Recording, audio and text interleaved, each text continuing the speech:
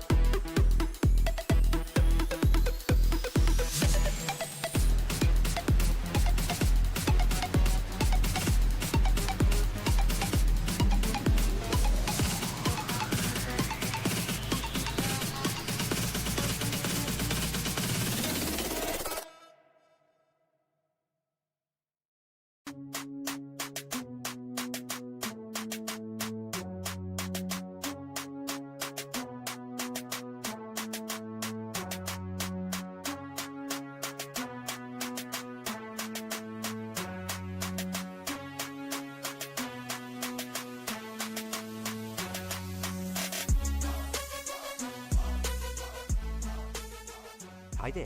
It's your second favorite DP right here, okay? No, that's Deadpool, you silly little Hufflepuff. Anyways, I'm gonna need you to shut up that pretty little mouth of yours and pay attention because the show's about to start, alright? And, I don't know about you, but I know who's my vote for sexiest ex-soldier turned pop culture show host.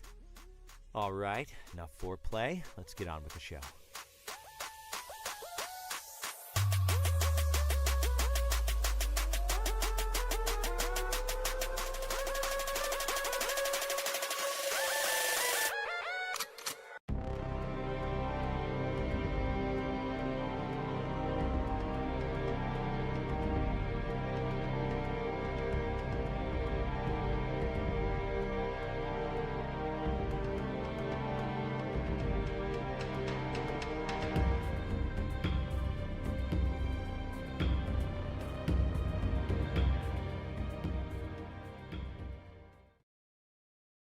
Broadcasting live from the basement of a Pentagon. This is WTF Nation Radio.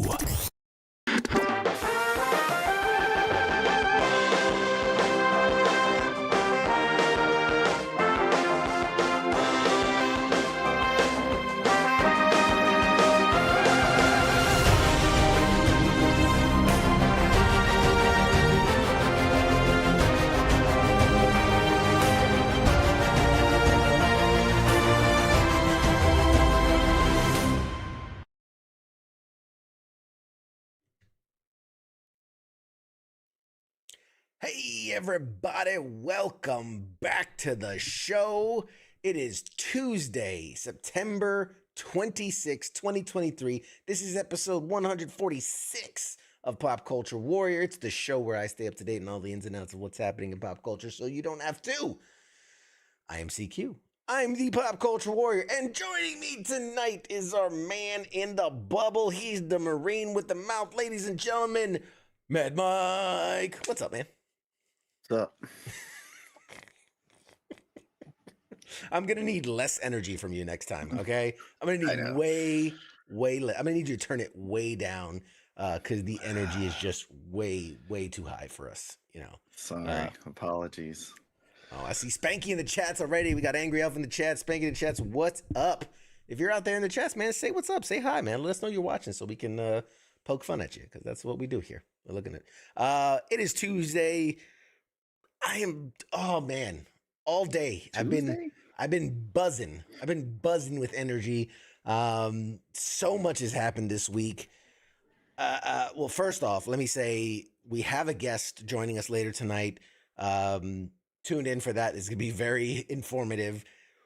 The CEO of Neopets, it's a Mr. Dominic Law, is going to be joining us and telling us all about Neopets. Mike, we were just talking about it, and I was explaining that Neopets comes from, the land that time forgot. But if you remember Tamagotchis, those were your handheld physical virtual pets. Neopets were around that same time. They were a virtual pet, but like an online virtual pet versus, the Tamagotchi being, handheld. And so, they kind of predated Pokemon in a way, but they're kind of that virtual monster, virtual pet kind of thing. So I'm going to learn all about it. They're making a hard comeback. They're doing the comeback tour, the 30-year reunion, the classic. 30 they're Does Ice or Cosno have one of these? Did they have one of these? Probably. What's up, Jeremy Daniels? Angry Elf, poke me, CQ, please. What? Oh my God. Jackie Beatty. One of those. Too many energy drinks. Yeah. Someone's asking you to poke them. Get off my Kool-Aid. So we have them. As always, we're live across the social medias, Facebooks, Twitters, or X, I guess is X's, YouTube, all the internets, Kicks, everywhere. And hopefully I've been dabbling with the buttons and the settings, and hopefully I know the old Facebook gives us issues with sometimes buffering and lagginess and whatnot. So hopefully that's going to be resolved because apparently I got to tell you something funny. Okay, I just got to tell you something funny. I love AI. I love all, if you know about the obviously ChatGPT being the most popular, but Microsoft Bing has Microsoft Bard is what they're calling theirs. I think Google's working on one called Gemini. So there's lots of different AI tools, different LLMs, language learning modules, and the technology and all this. It's mind-boggling and fascinating. I love it. I was curious today. You know what they say? You don't Google yourself, right? So I was curious. I was like, what would an AI have to say about this show? And you have to be careful when you ask AI certain things because, there's no human emotion there. They will tell you the truth or their version of the truth, and it's not always great. Because I basically they pick up off like what people put on the internet. So, I've been putting in some work out there for you, bud. That's funny. That is funny. Let me see. I'm gonna see if I can pull it up. But my favorite. We're gonna clip this. So for instance, I'm gonna do this. Okay, I should do this like live on air just to show you what it looks like. So let's see if I can do this. Totally unplanned. I'm like, screw it. Let's do something weird and different. We don't plan stuff here. Who plans things? Lie to the people. Let me see. Let me see if I can figure out which is the screen. I think it's this one. Oh, yep, there it is. Okay, so I'm gonna bring this up. Let's make this happen here. Sorry, I'm clicking all the buttons that I don't usually use. There we go. All right, so this is me live on the. Let's see if that. I don't know if that's gonna look right, but let's make it bigger. You can't see it because of my. I'm gonna hide our. For a second, I'm just gonna hide our pictures. Okay. So let's. This is Google or Bing Bard, Microsoft Bard. We're gonna ask it. Let's see. You are an expert in content creation. Because right, I'm letting them know what they are and kind of what to set the expectation. Research the internet show Pop Culture Warrior. All right. This is gonna be interesting. Give me an in-depth analysis of it. What kind of things do we want to what is the show known for? Or I should say, actually, give it what do people think of it? Things such as, what is it known for? What does it say? What is it actually good at? What does it do poorly? What does it do poorly? What else? What are the kind of things we want to know about our show? What AI will tell us about our show? Anything? Are the hosts incredibly handsome? What are the reviews? What are the not critic reviews? What are the audience reviews? Audience reviews. I spelled that all listeners. kinds of wrong. Audience reviews. Yeah, listeners reviews. Any other ones? Let's run that. Yeah, let's run that. Okay. Etc. All right, let's see. So we're live watching. It takes a second. And then, all right, there you go. It's searching. It's looking up. And here we go. Here is my analysis of the internet show Pop Culture Warrior. Pop Culture Warrior is a weekly live-streamed internet radio show where hosts CQ and Radar discuss all the latest in pop culture news and entertainment. It is a show where the live audience plays an integral part with the ability to comment in the chats or even call into the show live. The show is part of the WTF Nation Radio, a radio station by veterans and service members for veterans and service members. So far, so good.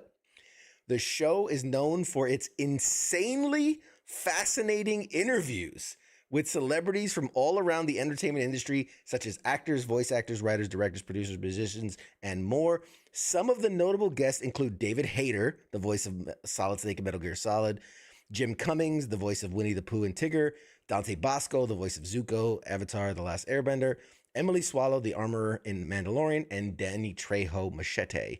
The show is actually good at engaging with the audience and creating a fun and relaxed atmosphere for both the guest and the listeners. The hosts are witty, charismatic, and knowledgeable about pop culture, and they often ask interesting and insightful questions to the guests. The guests are usually very open and candid about their work and personal lives, and they often share stories, anecdotes, jokes, and secrets that are not... Oh, it jumped forward. Hang on. That are not widely known. The audience can also interact with the host and the guests through chat messages or phone calls, and they can ask questions, give feedback, or join the conversation.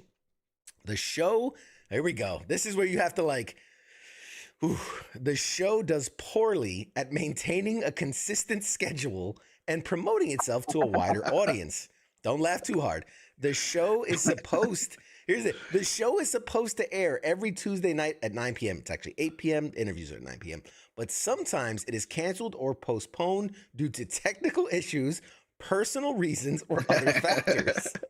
The show also does not have a strong online presence or marketing strategy, as it relies mostly on word of mouth and social media posts to attract new listeners. The show's website, YouTube channel, Facebook page, Twitter account, Instagram account, TikTok account, and merchandise store are not very well designed or updated regularly.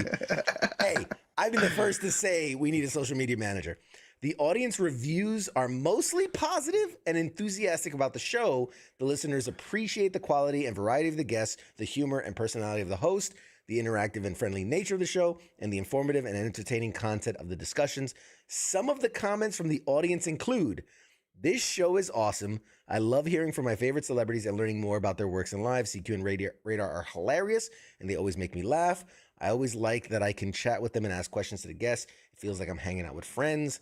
Pop Culture Warrior is one of the best shows on WTF Nation Radio. Let's go. It covers everything I'm interested in: movies, TV shows, video games, comic books, music, and more. The guests are amazing, and they always have something interesting to say. The hosts are very knowledgeable, and they ask great questions. The show is very fun and engaging. And lastly, I'm a big fan of Pop Culture Warrior. It's a unique and original show that features some of the most talented people in the entertainment industry. The interviews are very insightful and revealing. The hosts are very friendly and funny. They make me feel welcome and involved. I always look forward to listening to the show every week. Fuck yeah, man. God bless. And you can't lie. This is as truthful as it gets. It's just like read the Facebook page and like the comments that like me and your other friends put on there. First of all, that you paid us to put on there. How dare you, sir? How dare you? How dare you? I cannot be write a review about my bribed. show. I've never watched it, but sure, I'll give it a shot. And Scott, I missed the comment from Scott. He said you should have asked how many bots watch the show, because then that would skew our numbers. Do we have time? Let's do another show on this network. Oh man, let's see what is because of the comments. What up, guys? This is Wilson from your league. Hey, he's in the WTF Nation Radio Listeners League in fantasy football, which I got my first win. I got a win this week. I'm 1-2, baby. Did you really? Yeah, Congrats. baby. I'm on the winners. I'm on the winners column. I got me a dub. 2-1. I lost to the bot of all people. I'm like the real life Giants, 1-2, baby. Let's go. Yeah, let's go. Cardinals too. What's up? Yeah, I'll tell you. Let's see. This is I'll save the AI search and give you a better. Sports Bar said, "I'll save you the AI search and I'll give you a better summary. MCU movies, voice actors, 3 middle fingers between 2 hosts." Very funny. You can make your life easier by creating a survey. Oh yeah, I could do a survey. Sure. Yeah, we didn't have to read it. I don't freaking read, man. Ice in the chat saying we need to get AI on as a guest. Yeah. You know, okay, so he tried. Real talk. Real talk. Like AI. Real talk. There's a series that I really love to watch. These guys. It's called AI for Humans. These 2 really good hosts kind of break down what's happening in AI and everything. One of the things they did was figure out a way to basically combine like the ChatGPT function with like a voice modulator, and then like, you know, like a microphone to speech to text feature. So basically they can talk to a virtual assistant, right? Because they're talking, the computer transcribes it, that feeds it into the ChatGPT, which then they use like another AI that does makes pictures come alive. So they have like an assistant picture, and it talks and moves, and like, but it uses ChatGPT to come up with what it's saying.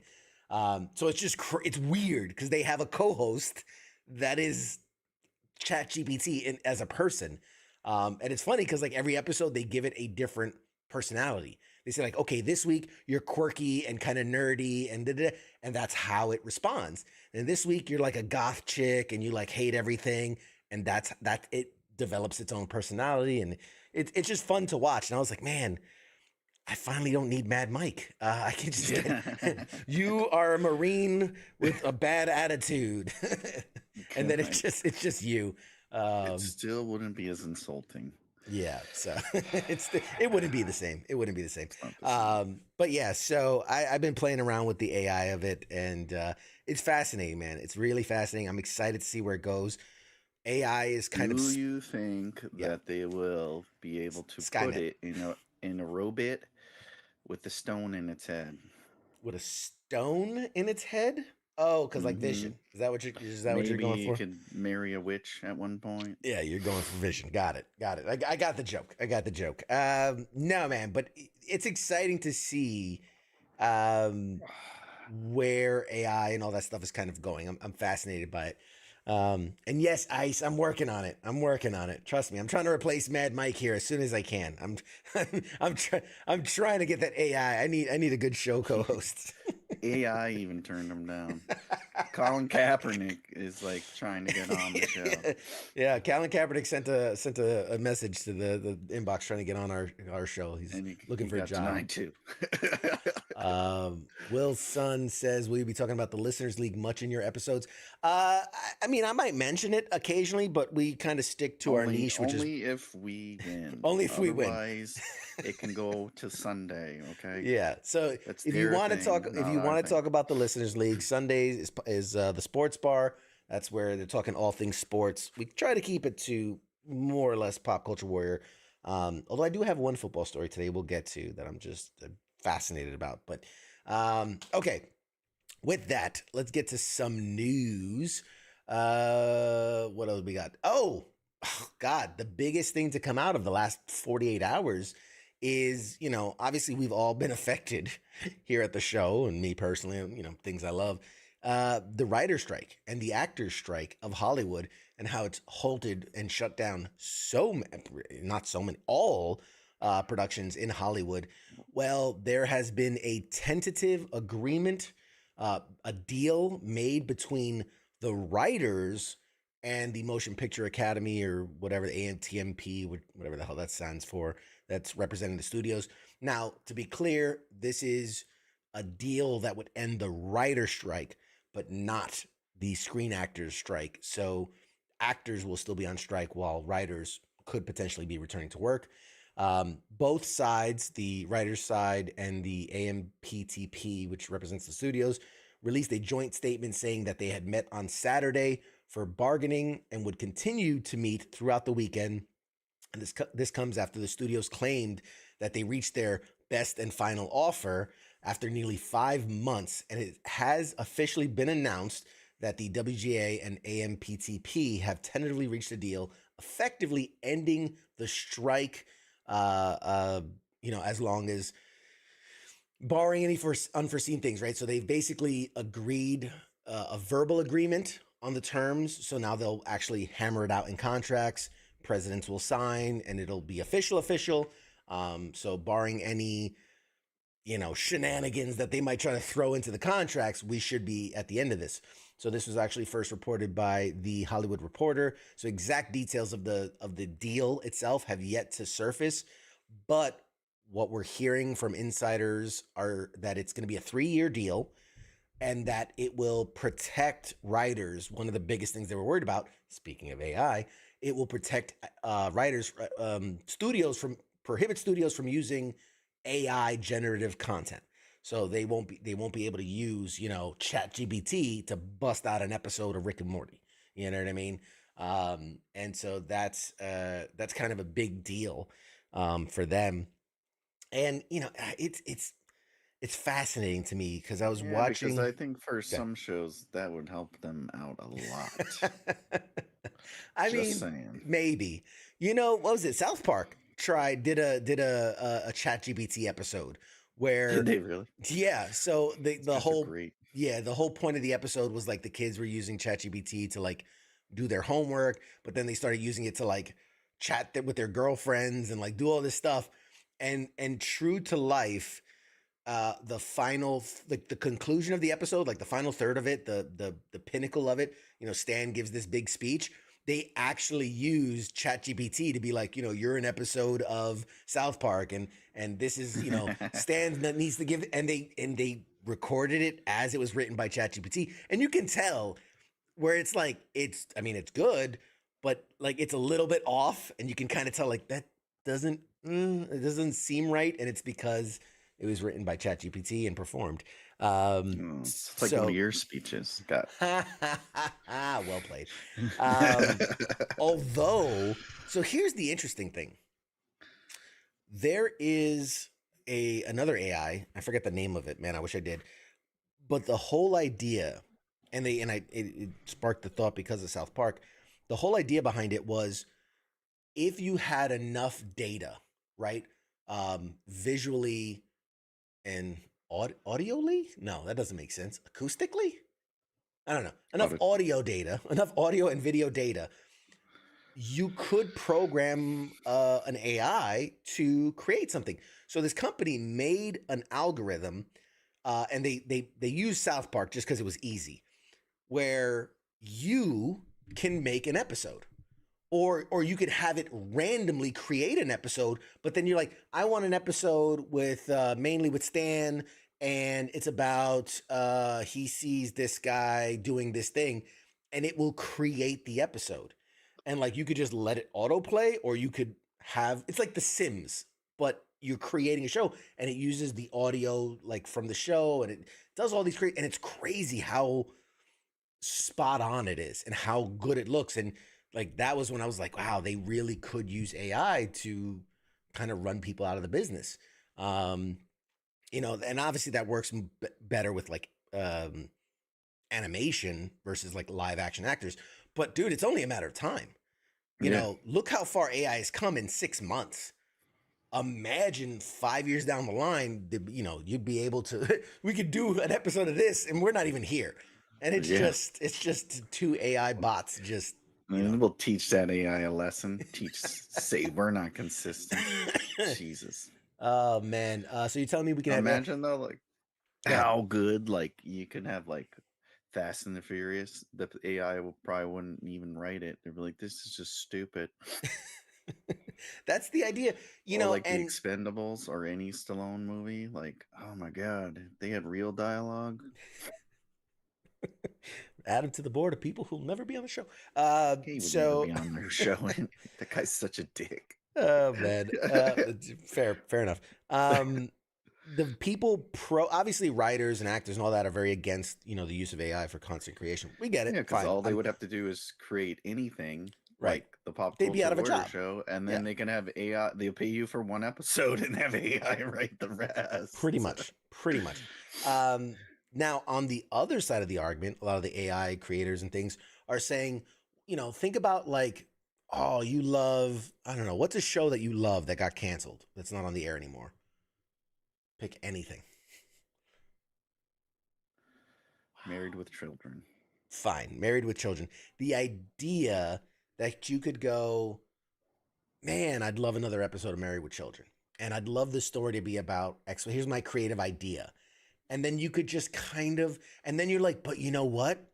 Crossover with, I don't know, Honey, I Shrunk the Kids. I don't know why that was the first one that came into my head. And like, and then you could have fucking Rick Moranis and Al Bundy fucking going at it about he wants him to shrink his damn kids and get rid of them. But you know, like, and then you could have that control. And a lot of people are saying like that, you know, that's the future of entertainment where the consumer can have what me and you could watch the show, the same show, and have it be individually tailored for each of us. Right. Cause like, I don't like that character and they get killed or whatever. So, you know, it's, I don't know. There's a lot to be said about it. There's a lot that could come of it. I don't know.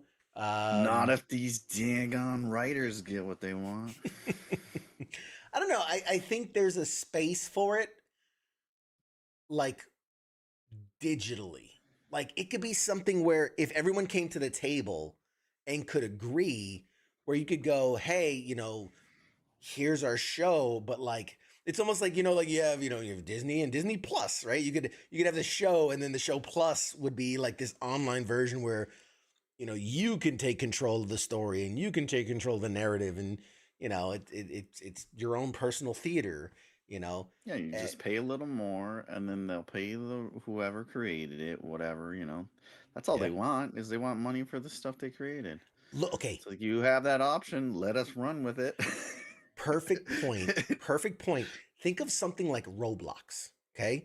Yeah. For the uninitiated, Roblox it's not a game, right? It is a foundation in which users can make games for other users to play. So the idea is like, hey, we're just giving you the platform. It's like Facebook. We're giving you the platform, you're filling in the content. So imagine a network where they go, well, we don't actually make shows. We just generate characters, generate, you know, genres, right? Like you're in the mood for a vampire Bollywood romance movie, and then you can just pick your character. Like here's a lineup of all your AI generated characters. Here's some storylines. You name the characters, whatever, and then boom, and you can get 10 seasons of that show, you know, and take it till it ends in a post-apocalyptic future dystopian steampunk werewolf show. Like, yeah, I don't know. You know what I mean? Patent pending. Patent pending, baby. Patent pending. Scott says, AI, give me an episode of Pop Culture Warrior, but replace CQ with a talking grizzly bear voiced by Christopher Walken. Well, there's a lot to be had about pop culture. I don't know, this is a terrible Walken. I'll never do another impression. So never do that again. So I'll anyway, do that again. We've gone completely off the rails. But good news is that the writer's strike is effectively coming to an end. I do think it's aptly timed in that we're at a position where we're not going to see a lot of new fall shows, right? You're going to see reality shows. You're going to see game shows. You're going to see a lot of stuff that was on the back burner that was never really supposed to be released, but they just kind of had it sitting and now they're going to use it. But once that runs out through the fall season, there's nothing for the spring because they've been on, remember, the writers have been on strike since March. So there's nothing on the back burner going past the new year. So I think the studios are like, well, fuck, we're in a position where Look at something for spring. Yeah, if we hire them back now and they bust it out, we'll have stuff to show. Now, remember, there is an actors' strike actively going on, but it makes sense that they'll deal with the writers first because the writer's going to need 4 to 6 months to write stuff anyway. Yeah. In that time, they can try to negotiate a deal with the actors and get them back so that by the time the writers have finished writing, they'll have the actor stuff squared away and then they can start doing, they can actually start shooting things. So, it's yet to see just how this will impact us.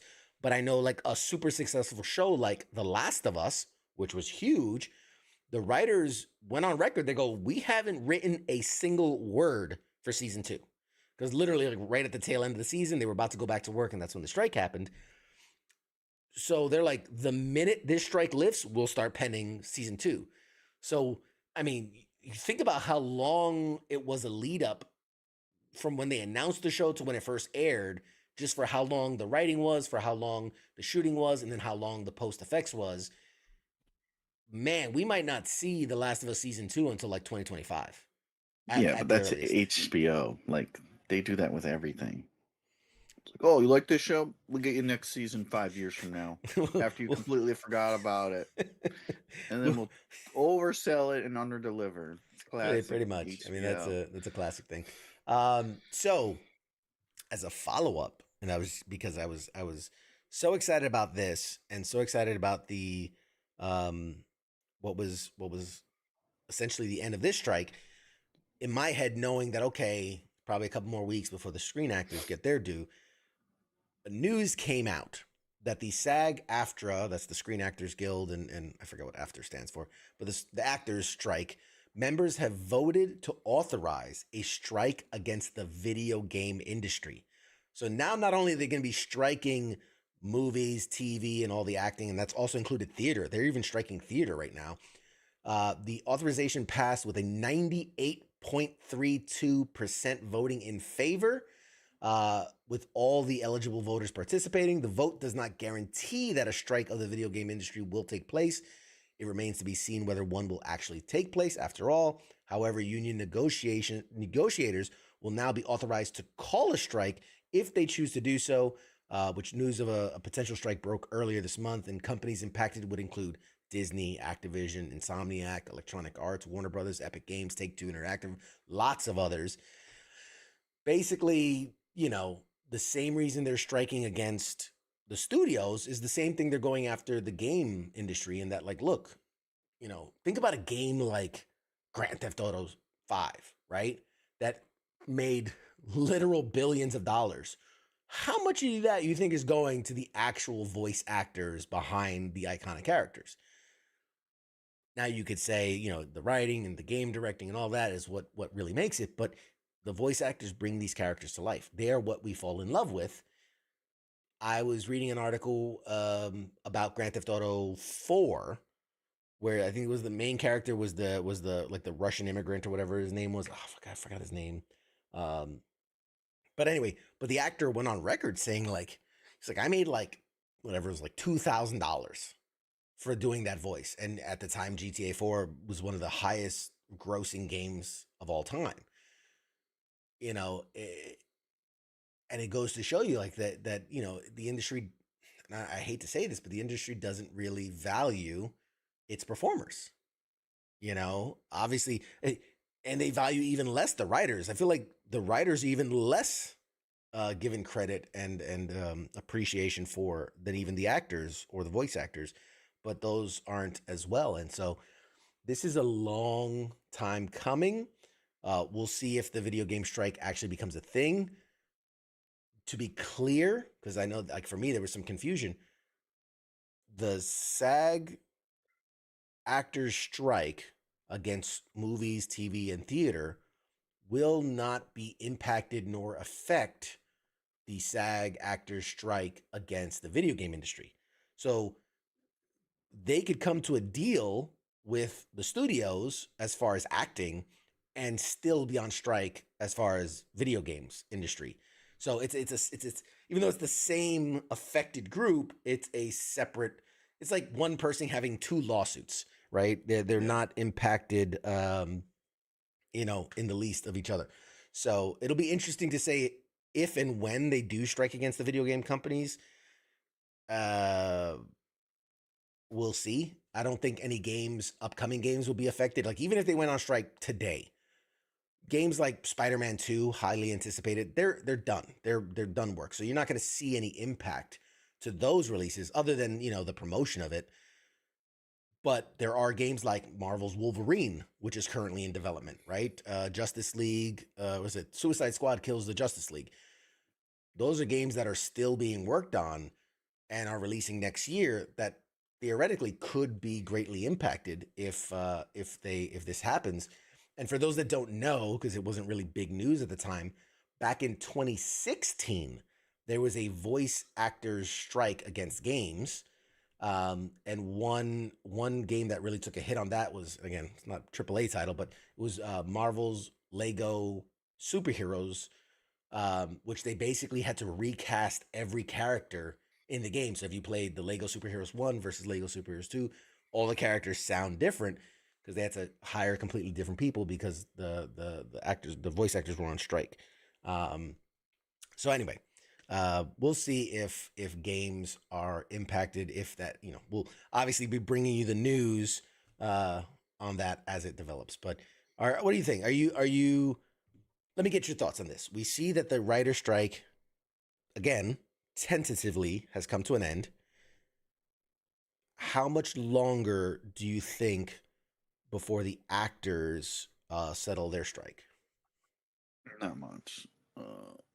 I'd say 2 months or so. 2 months. After they get it, 3 maybe. Not they mainly struck because the writers weren't getting what they wanted anyways. So yeah, they'll cave in. Yeah. They make way more money than the writers do either way. So I mean, you know, maybe on the average, yeah, is probably, but you know, there are some background extras or character actors who don't get as paid as much as like, you know,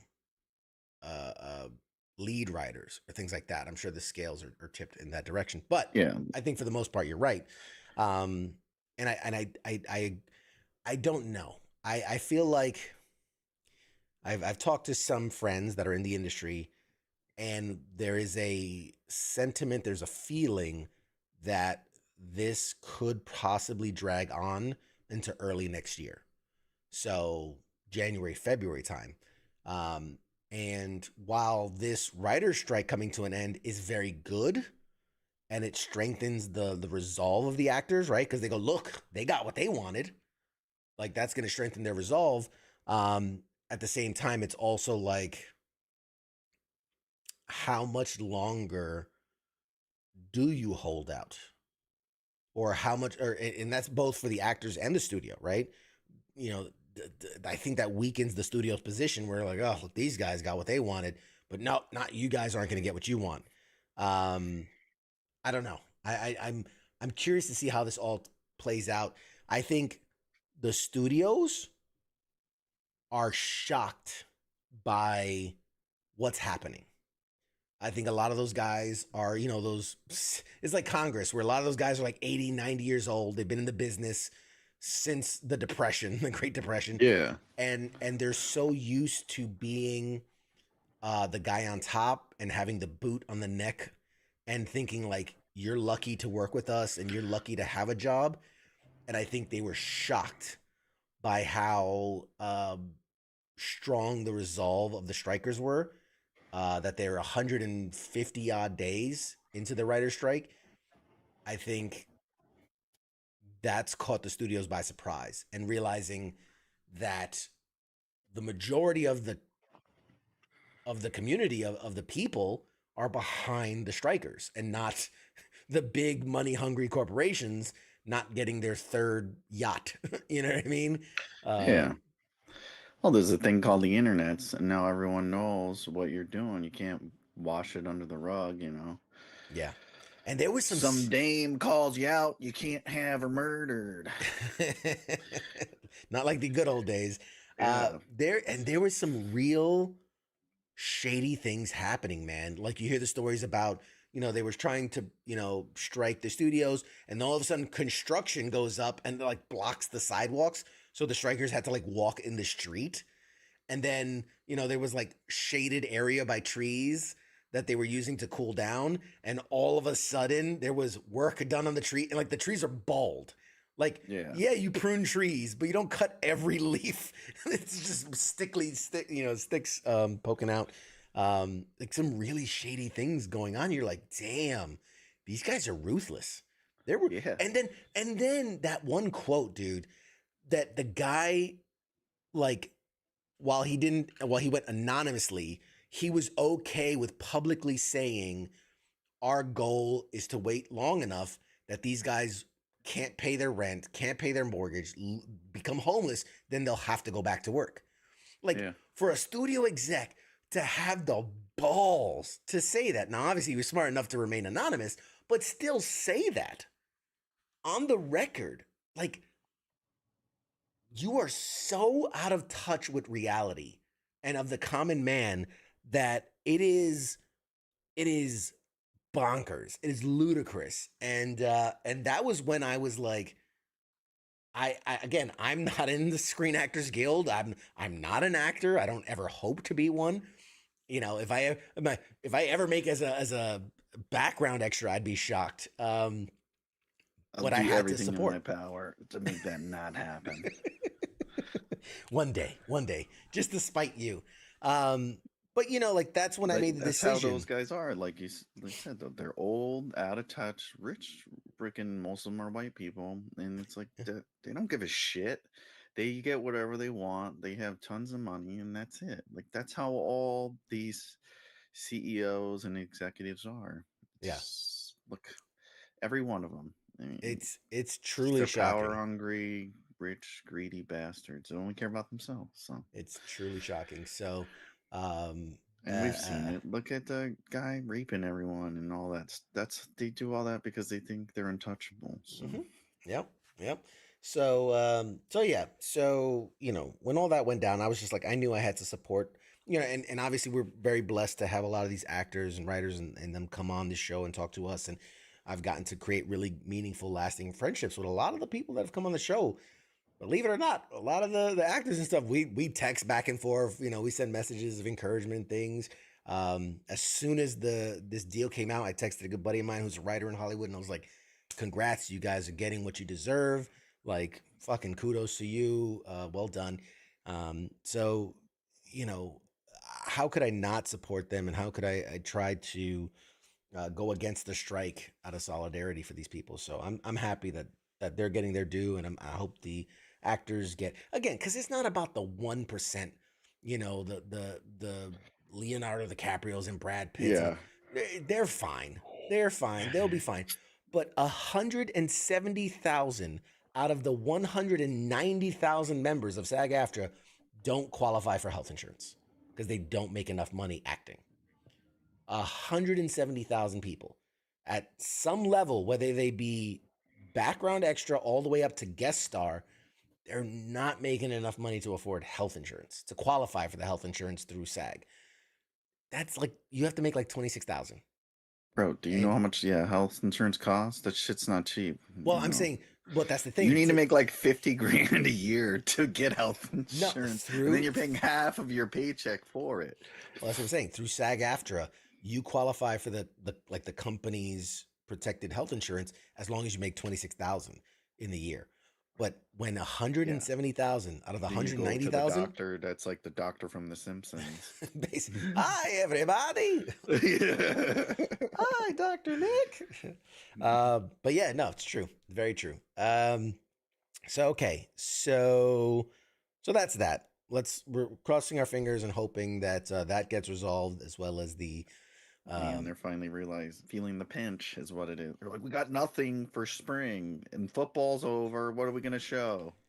I read a statistic where they were losing it was like $50 million a day in this. And so if you added up to date, they have lost $2 billion because of this strike. $2 billion. And all for not having to pay a total amongst the entirety of Hollywood, $174 million. Jesus. That's how fucking stubborn these people are. Right? That's so dumb. You're talking like 10 million from Netflix, 17 million from Apple, whatever it might be, 19 million from Disney. Across all of Hollywood, it's 174 million to squash this, and yet they still wouldn't do it. And the sad thing is, they're just going to transfer the cost to us. Mm-hmm. All the services, which are already going up, they're going to go up more. Same thing with movie ticket. Like, they don't take a loss; they just pass it on to us. Pretty much. Baseball, football, all of them do. Yeah, and it reminds me of like the oil tycoons, where they're like, oh my God, rates have gone up and inflation's gone up and the cost of oil has gone up. So the gas prices raise, but then the economy recovers, and yet the gas price doesn't move. The gas is up, yeah. And then they'll use the next recession dip to raise it even more. And you're like, it seems to go up, but it doesn't seem to come down. Yeah. It's funny how that works. They're still making a butt ton of money and never comes down. Yep. It's so true. People are paying it. Yeah. So Holly says America's watching podcasts and following everyday people online. No one is watching the elite actors of Hollywood or even cable TV for that matter. It's true.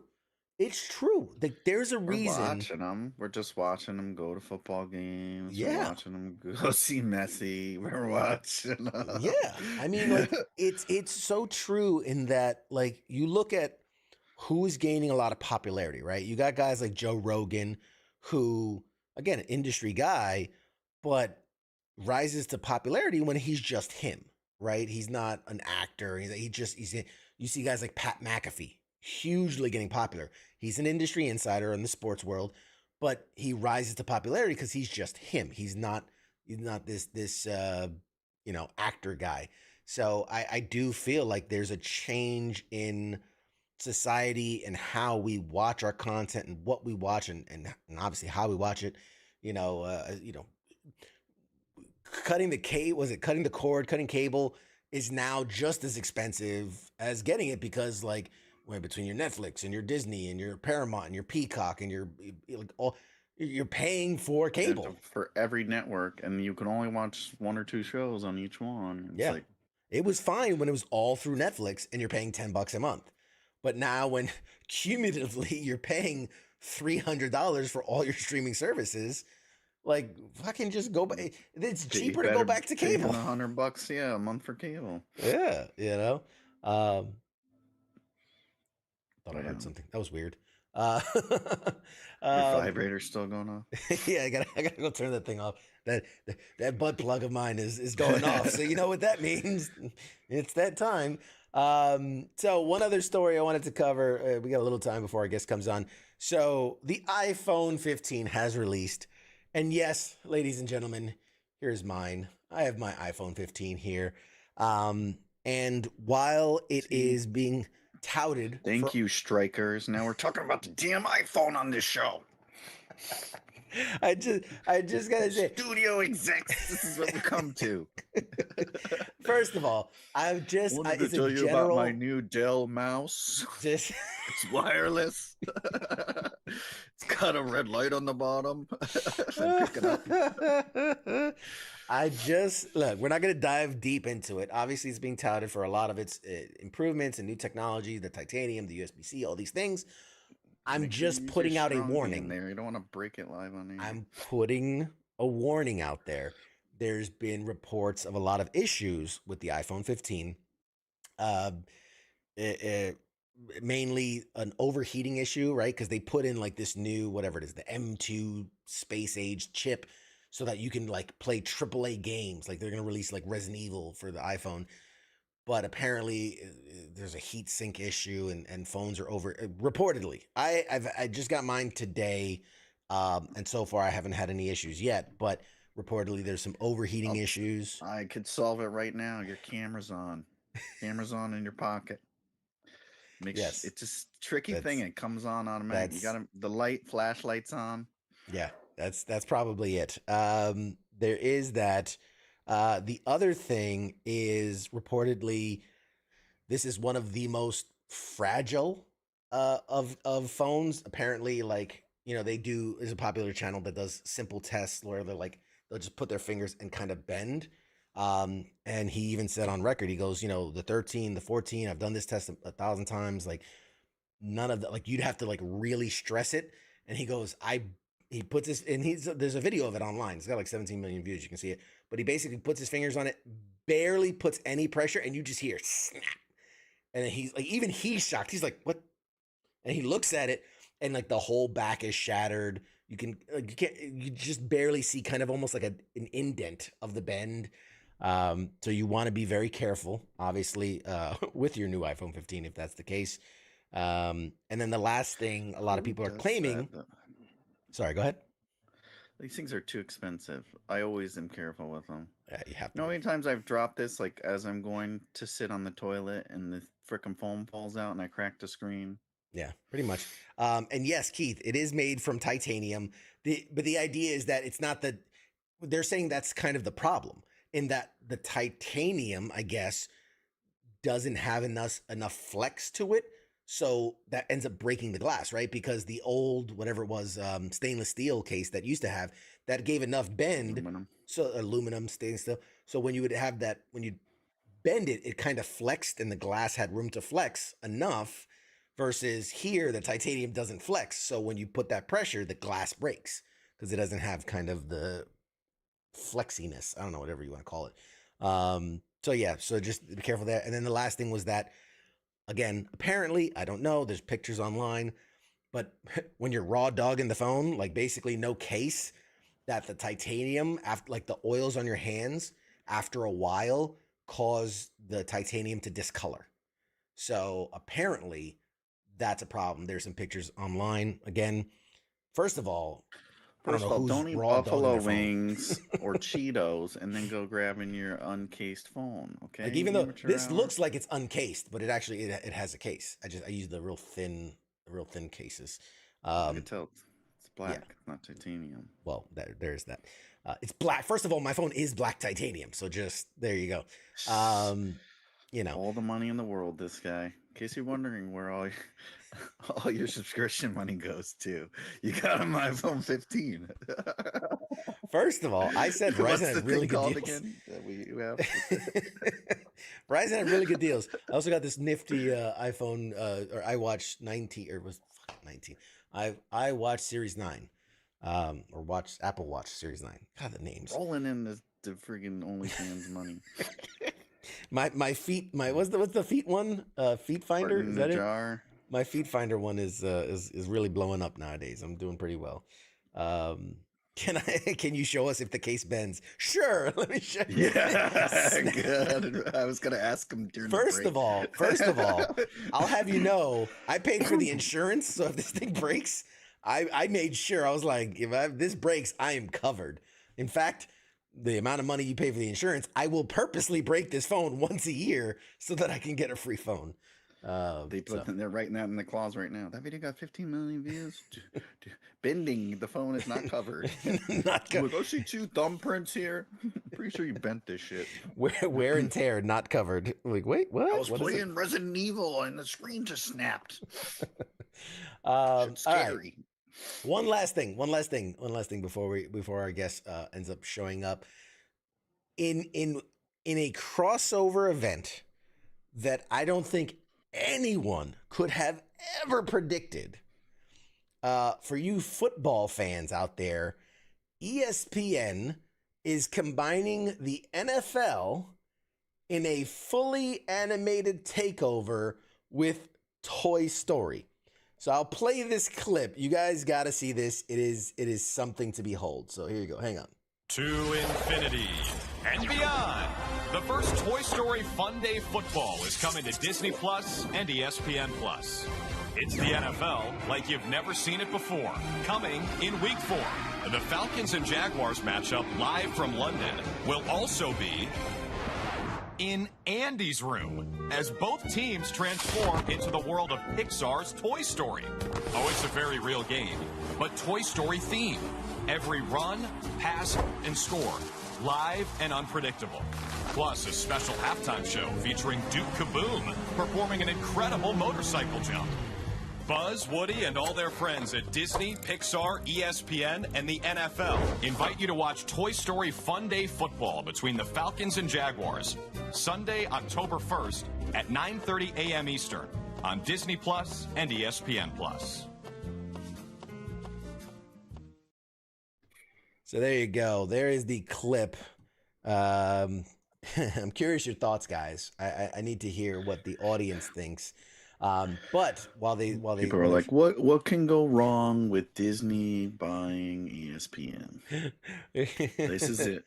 So listen to this. Billed as Toy Story's Fun Day Football, the new crossover will immerse viewers in a fully animated version of Sunday's game between the Jaguars and the Falcons. It's described as a first-of-its-kind NFL presentation in which each Falcon and Jaguar player will have animated representation on a traditional-looking field catered to the Toy Story setting. Fans will view every run, pass, score, football-related action through a state-of-the-art tracking technology enabled by the NFL's next-gen stats, player tracking data, and Beyond Sports.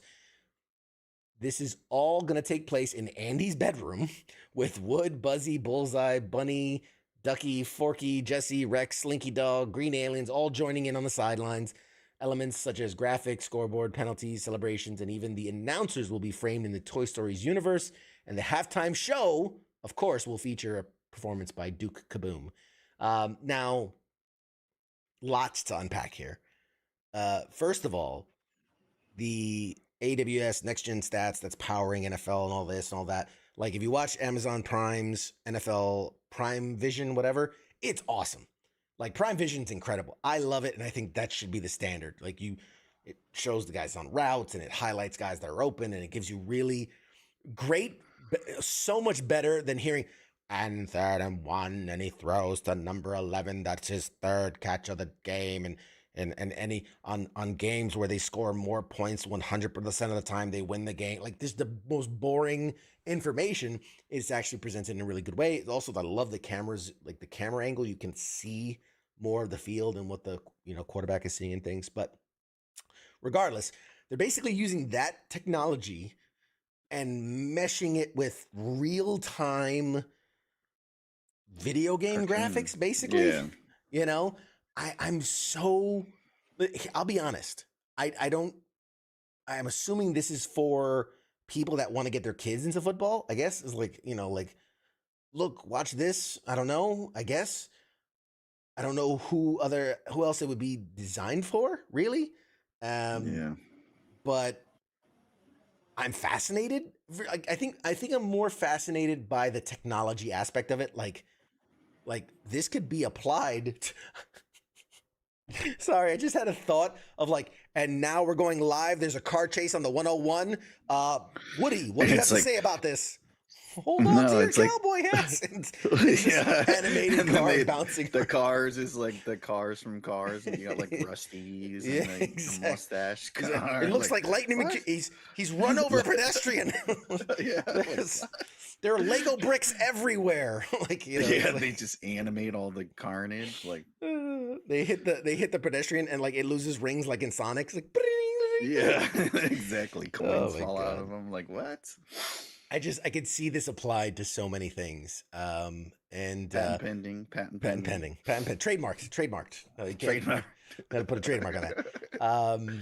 You know, so I don't know. I'm fascinated to see how it works. I feel like this has the potential to be an absolute train wreck, like an absolute train wreck.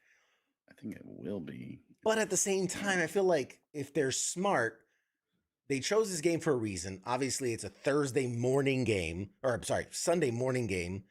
Not a lot of people watch the Sunday morning games to begin with. It's a London game. Not a lot of people watch the London games to begin with.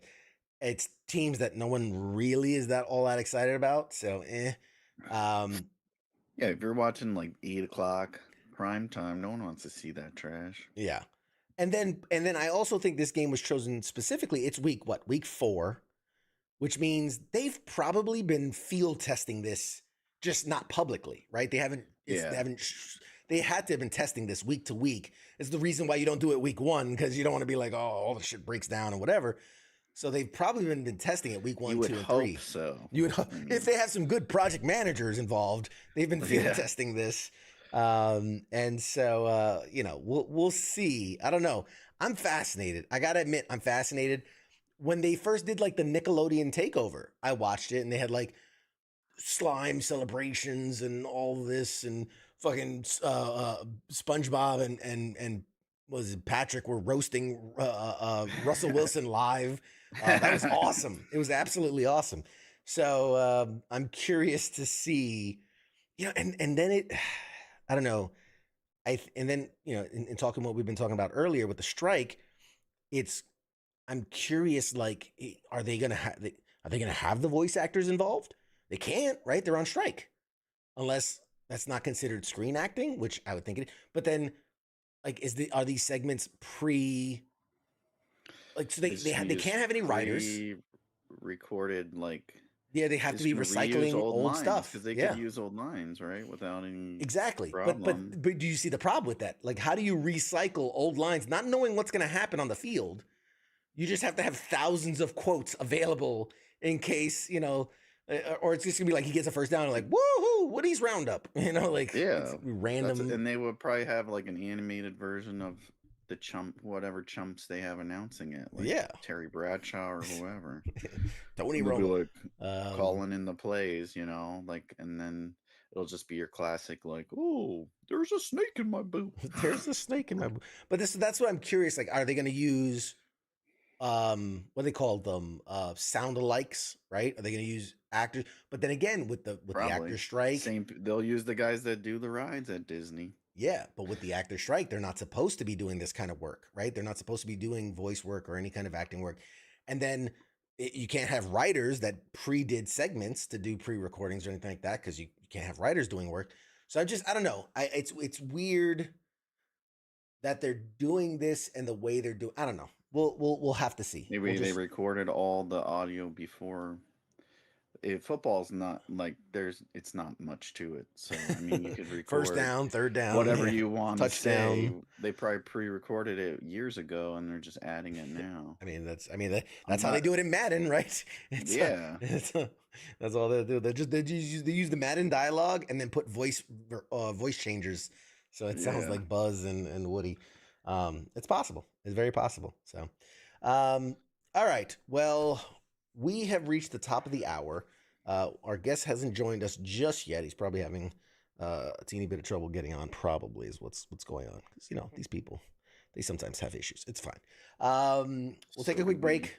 When we come back, fingers crossed, we'll have Dominic Law, who's the CEO of Neopets, joining us, talk us all about what is going on in that world and kind of the technology and gaming and all the industry involved. You know, we're going to let Mad Mike go for the night. We're going to let him, He's been grumpy all night. So sleepy. So sleepy. But Mad Mike, it's been a pleasure. Thank you for joining us tonight. We'll hopefully see you again next week. Yep, I'll be here. Same bat time, same bat channel. Yep. You bring that energy, baby. Bring that high flying energy that you always have. I'll tone it down next week. Yeah, bring it down. You're really too excited. All right, guys. When we come back, we'll have our amazing guest, and so stay tuned, and we'll be back with more right after this. Shots.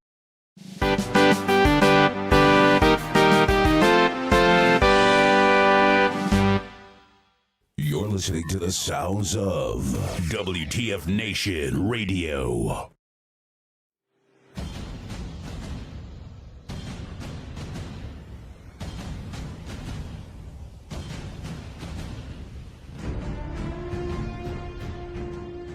Hey, you there? Yeah, it is right, you. Let me ask you something, alright? Where the hell do you think that you're going? Oh, would you think because the show is going to commercial that means you get to just walk away? Well, CQ asked me to pass on the little message, alright? And it says, I'll be back.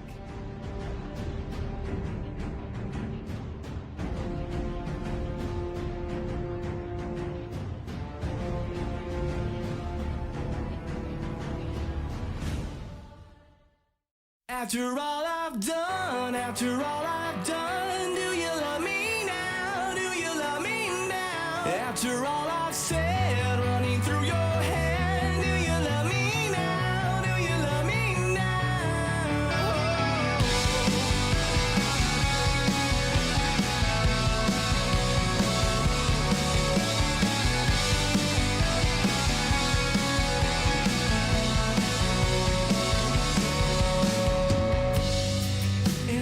told you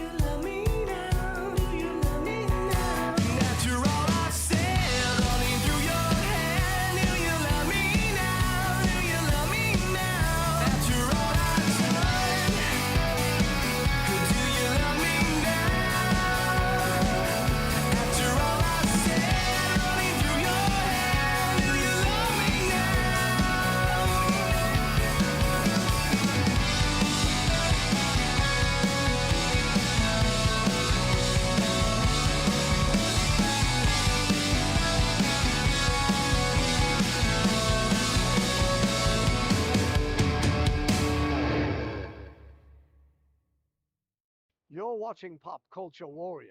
The force is strong. They have the high ground.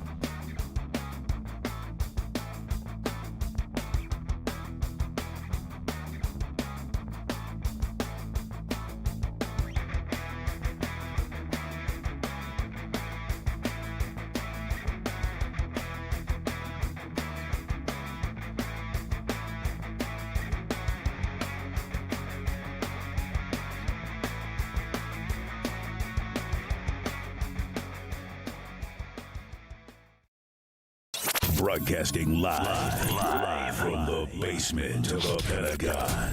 This is WTF Nation Radio.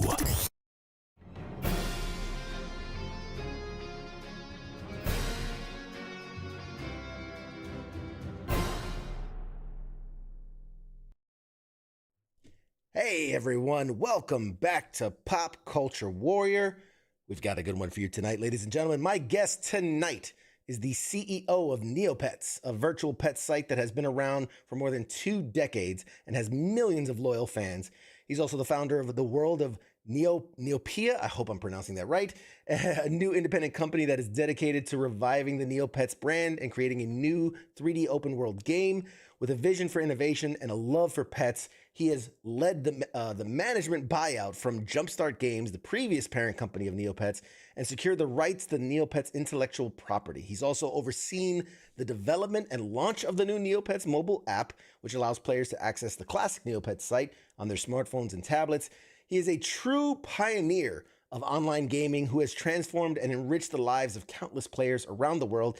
It is my absolute pleasure to introduce to you our esteemed guest for the night, a true Neopian hero, I would say. Please welcome to the show the amazing Dominic Law, everybody. Yay! Thank you. Thanks for having me. CQ. Oh man, I am so happy to have you on the show. There's so much for us to talk about. I'm just going to dive right into it. First and foremost, I like to ask every guest the same question to start out. What is your military connection? Yeah, I think so. I've never been to the military. I'm currently based in Hong Kong, and we don't have that much of a military association here. But I'm a huge supporter because of my kid. We go to a lot of like carnivals and like open days whenever the army has anything here. So that's probably my biggest connection. Outstanding. So obviously we are a pop culture themed show. So I always like to ask people outside of, I know you're big into Neopets, but outside of that, like what's something you geek out over, books, games, music, anything really. What's your passion? So Japanese manga is probably what I geek out most throughout my life. I still have a huge collection. My family always wants me to dump all my comics, but it's never going to happen. I have more comics than any other books, and it's occupying a lot of space. Give us what's your favorite all time, and then maybe something, I don't know, sneaky, under the radar, underrated that people should check out. So my all-time favorite is still Dragon Ball.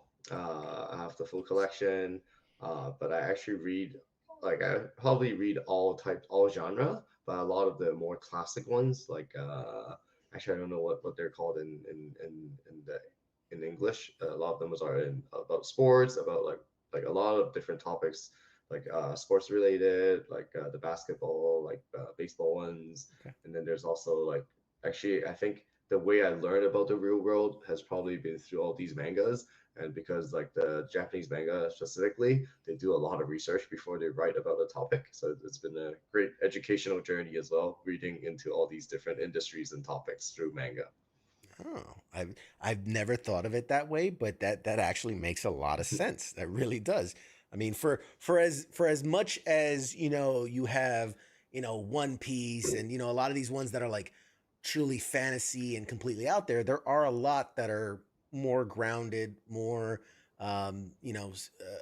specific to, like you said, genres and certain topics. So yeah, that makes a lot of sense.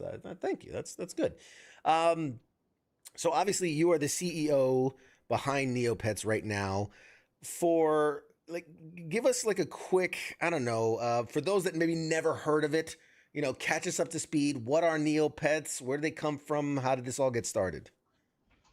Yeah, so Neopets is probably one of the handful of games that have survived more than 2 decades with one single game. The server is still the same server. A lot of our users has been playing Neopets for over like 15, 20 years. So it's like the one of the first browser-based game. I would say one of the original kind of like social-based, like browser-based kind of like well, kind of like a metaverse. Preceding the social medias like MySpace, Facebook, and everything. So I personally used Neopets as like a social media platform back then, and it was the game that reconnected me with a lot of my childhood friends in Canada. So I moved back to Hong Kong when I was like in primary school, and then it was through Neopets where I rediscovered a lot of these connections. When one summer my friend just like, "Oh, you should play this game and check it out," and then I used the Neo boards, like the in-game forum, a lot to just chat and kind of like stay connected. Because back then, I remember the only thing I had was like a landline number, and ID like an international calls were super expensive, so it's really hard to stay connected. But Neopets is definitely kind of like my go-to platform back then. Okay. Okay. And so describe, if you can, just for maybe someone who's never heard of it, like what's the idea behind Neopets? Because like I remember I grew up with, like, there was Tamagotchis, right? There was Pokemon. I mean, Neopets was never on my radar, but like I've read up on it and I've seen how long it's been there. So kind of, where did the idea come from and what kind of inspired it? Do you know? Yeah, so I think the original the founders of Neopets created it as like a game, a very casual game for kind of like college students or high school students to be able to have companionship and taking care of pets, where in real life it could be tricky depending on the situation, especially in dormitories, like you can't really have pets. And I think that's kind of the original concept of how Neopets is created. So definitely drawing a lot of inspiration from kind of like Tamagotchi, where you're like raising your pets. But in Neopets, it's kind of like, because it's browser based and then kind of like in the early days of the internet. So the way I see it is actually preserving a lot of the early internet culture is still in Neopets today, and it's been around for 24 years, and it's probably one of the most like iconic and legendary kind of like virtual pet raising game. That probably kind of like I would say precede like Animal Crossing type of like IP, and that's kind of like the original gameplay that has always been around. Yeah. Gotcha. Yeah. Yeah. Because, I think back to a lot of, when I think back to the beginning of like browser based gaming, a lot of people, Farmville, right? Like Facebook. And that it's exactly what you were saying. It was this social platform where, yeah, the game is the game, but a lot of it was interacting with your friends and sharing with your friends and connecting with your friends. And now I'm kind of bummed that I missed that I missed the early days. I'm always ahead of the curve, and I'm an early adopter of these kind of things. So I'm kind of bummed that I didn't get on the bandwagon. But I mean, it's so cool. Like, it's so cool that that was a thing that was available for people that needed it at that time, and obviously for it to be still going and for people to be playing 15 plus years, it has to provide something, some sort of, like you said, companionship or something, which is incredible. So, uh, you talked about kind of your early interaction with Neopets. How have you gotten involved with it more recently? How did your life kind of circle back to it? And what's your kind of, personal connection to that in the community? Yeah, I think life's a full circle. So around 3 years ago, when I was like, exploring kind of like my next career move after exiting my previous startup, and then I was kind of like exploring, and then I joined this company called NetDragon. So NetDragon is the original parent company of Jumpstart. So they acquired Jumpstart a little bit more than 6 years ago, and under Jumpstart, as you pointed out, Neopets is one of the IPs. And then I joined NetDragon knowing that I'll be involved with the whole education gaming, education tech kind of like arm of the business, which Neopets falls under. And definitely at that time spiked my interest in joining, knowing that, oh, Neopets is one of their IPs. That's pretty cool. And I'll explore what could be done. And as part of the biggest mandate, joining NetDragon is I help them look at a lot of initiatives on the education tech side, including kind of like a restructuring and also like raising kind of like additional capital and also making investments in like strategic moves in the industry. So as part of that exercise, I actually started getting more involved with the Neopets IP, and eventually I led a side project for Neopets, kind of like a little bit more than a year ago or a year and a half ago, and then that's when I get to work a lot more closely with the Neopets team. We call it TNT, and also working a lot more closely with the community and kind of understanding the behind the scene and understanding what's happening with the IP. And that's when I realized that there's a lot of things that I didn't think of and that could be done to really revive this brand. And also there's a lot that could be done because we have such a strong and loyal customer base, player base, and fan base. So that's when I started to come up with like a longer term business plan to revive this, and eventually convinced and persuaded the senior management at NetDragon to kind of let us run off by ourselves and try to make this dream come true. So that's kind of the more recent history of how I got involved and eventually leading me here today. That's so cool.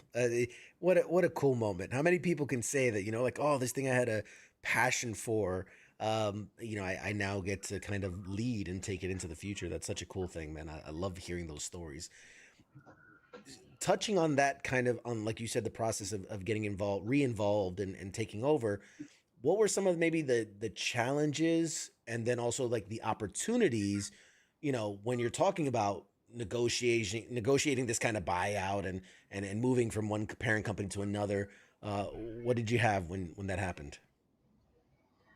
I think there are a couple of challenges on all fronts. So first of all, the company has been, I would say, like over 24 years and multiple change of ownership even before NetDragon taking over. So we actually have a very messy code base, I would say, and that it's built on 24-year-old infrastructure. So a lot of the low-hanging fruits are a lot of the easy fixes, as seen by the kind of like people outside the team. Like even before I kind of like took on this role, I thought, oh, these should be easy fixes. Why haven't we been doing it? And then I realized that, oh, everything is so intertwined that it just makes it much harder.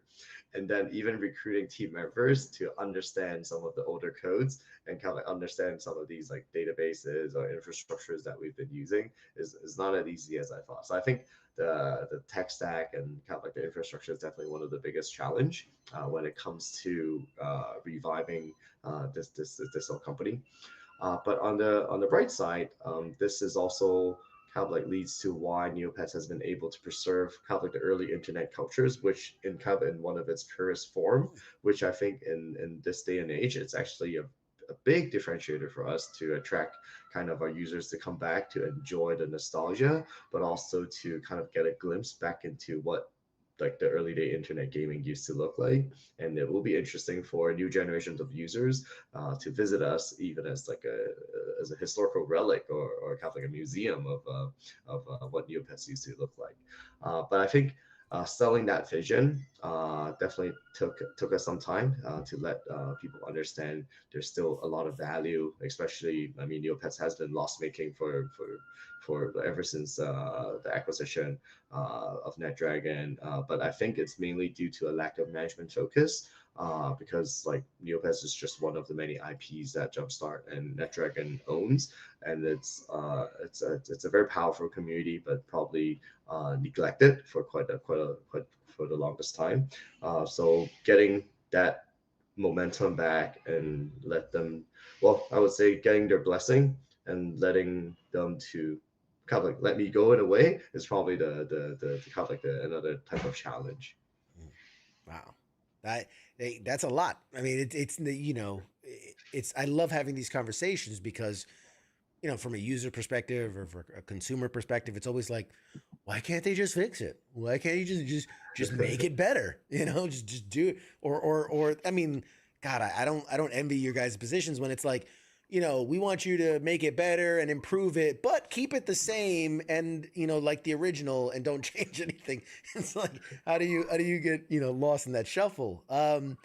What are maybe in speaking about changes? What are some of the changes and improvements that you guys have been able to implement?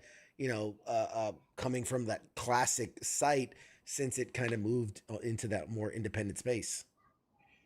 Yeah, so I think one of the biggest changes that we want to work a lot more closely with our fans, with our community. So we are trying to improve transparency by leaps forward. For example, I feel like in the past, one of the mislink is that we're one is the IP has been neglected. Secondly, there hasn't been an overall kind of a strategic direction for the company.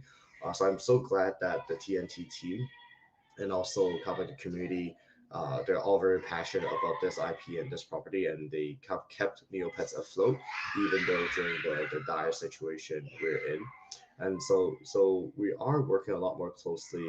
We will, for example, like we have frequent AMAs with the community team members, and then we're also launching a community ambassador program where we can get more direct feedback and I'm quite astonished by the collective knowledge and passion that our community has for Neopets. And like some of the fan sites have better archives than we do internally about everything Neopets related. So it's a great resource that we should definitely tap into. And these community members are also they've been with Neopets for like very long time. So getting their help and working together to revive this IP and kind of like making sure that everyone is part of this history of remaking and rebuilding Neopets back to its glory days. I think it's a very interesting value proposition for our users to participate and for kind of like new generations of users to witness. So yeah, it's a definitely exciting journey. A lot of work cut out for us, and yeah.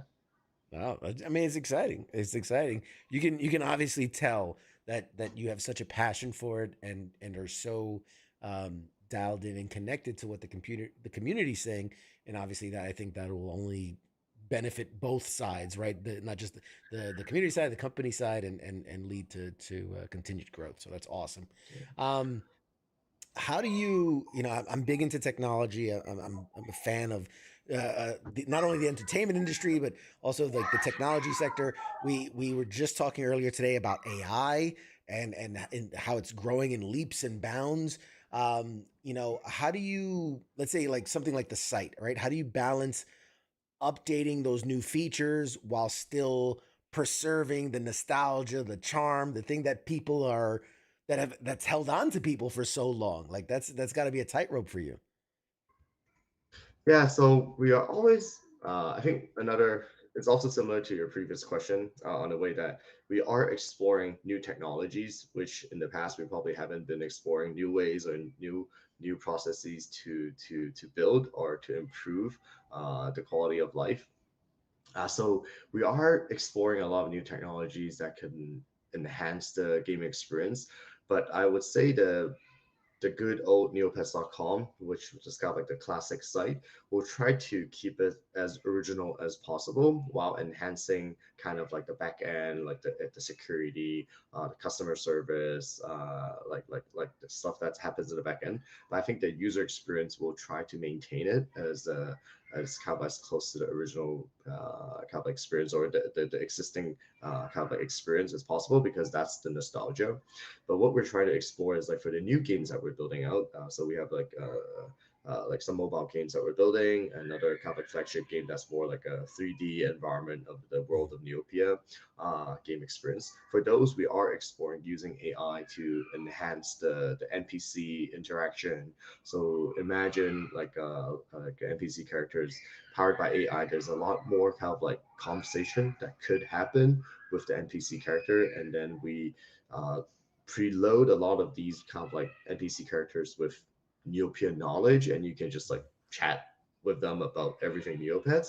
It's kind of a cool experience that could never be in the past. It will be like you're reading a lot of Wikipedia pages, or kind of like reading through a lot of like the fan pages to understand what's happening, the previous lores, and what has happened, and how every character is interconnected. But like, imagine you can get that through like a conversation with an NPC character inside the game. That's a completely different experience. Oh, absolutely. I think the idea of like you said, having almost this encyclopedic knowledge that you could just traditionally you play a game and that NPC has like 3 layers of dialogue pre-programmed and that's it, and it just cycles over and over. Versus I'd love the idea of just like, tell me about the history and tell me about the first character and tell me about, and then they can just go on these diatribes of like information. And then the idea too of almost like that the learning model, in that each of those conversations, like, they can build a history, they can remember previous conversations, and they're like, oh, hey, you're back. How's your mother doing? I remember the last time we talked, your mom wasn't feeling well, and those kind of interactions. I think, I mean, that's obviously the dream, the fantasy of what these kind of things can happen. We did have a question in the chats from Scott. He wants to know, have you guys ever thought about bringing Neopets to consoles? So that's definitely an area that we've been exploring, because we get that question a lot. I think a few years ago we did announce some plans on getting Neopets onto like Switch. In the past, we do have Neopets on PlayStation, on Wii. A lot of like our side games have been built on console, so we definitely want to explore that potential. But I would say in the near term future, because of the scarce resources we have in our team, we're pretty much focusing mainly on reviving or fixing the classic site, and also building on some of the game experiences that we have been building for the past 3 years, which is more like a mobile game experience. But for certain games, we are building in Unity, whether we can kind of like further that and kind of export to like a Switch format. It's also something we're exploring, to be honest. So I would say it is on the horizon, but it won't be like kind of like a super near term focus, Sure. just because where we at now. But eventually, would love to bring Neopets to all formats, all types of entertainment experience, not just gaming as well. But that would be the longer term goal. Yeah, that makes sense. I mean, it makes sense. So there you have it, folks. Like, it's there. It's on the whiteboard, right? It's on the vision board, but there's no specifics just yet. That's totally Yeah. fine. And it's right. You see it too many times when companies like, they this approach of like, let's go in every direction at the same time. You're spread thin. You don't focus on what's important. You don't master what's in front of you before you go doing something else. So, I hate it when you see these like shotgun approach or this scatter shot and like, let's see what sticks. And it's like, no, like, focus on this, do that good, and then you can focus on the next thing. So I like it. I'm with you. In the interest of, you got me thinking about, the different generations and different people involved. How do you guys, do you have a kind of a thought, a plan on how you hope to attract new players? Like what are you guys trying to do in order to attract, younger generations who weren't born yet, or they're only 6, 7. You have a 6-year-old, right? How are you hoping to attract him to the game? Yeah, so I think there's 3 ways that we're seeing the funnel of new generation of users coming in. I would say definitely most of our current users, like probably 90%, are users who played for quite a number of years. But we are seeing the 5 to 10% of these users are younger generations, and a lot of them are brought in by their parents who were former players or still have like active players on Neopets. So that's one channel, even on the classic side. What I have been hearing is that we know that video game or gaming is inevitable for the younger generation.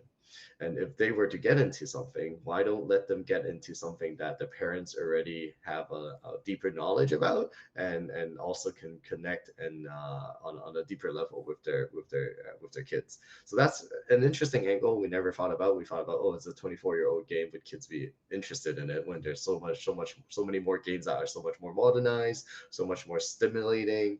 But what the parents liked is that it's a very safe environment because it's preserved the early day, they kind of like preserve the early internet culture in its purest form, and also because it's like that, there's lack of the kind of like a lot of the violence that we see in games that are not really suitable for kids, and it's also a safe environment where it's very inclusive. There's a lot of diversity where we embrace like creativity as well. So I think those are things that parents liked, but as long as the kids are okay with kind of like this property, I think the cuteness of the characters is definitely attractive to them. So that's one angle. The second, I think the second funnel is mainly through merchandise and licensing products, because a lot of kids, if they've never seen Neopets, some of our Neopets are so cute, they might think that, oh, is this Pokemon? Oh no, it's this Neopets. So they might be new to this IP. But I think a lot of our characters could be quite attractive as a product, for especially for kind of like parents to give their kind of kids. And it's like, oh, introducing some of their childhood memories to the next generation is also an angle that we're going after. But also, I think if we can get our products into the shelves of more retail space, that naturally would bring in more people to engage with the IP for the first time, or re-engage with us for like after not playing Neopets for maybe more than 10 years or more than 5 years, but they can still have this brand awareness of Neopets and kind of interacting with the IP.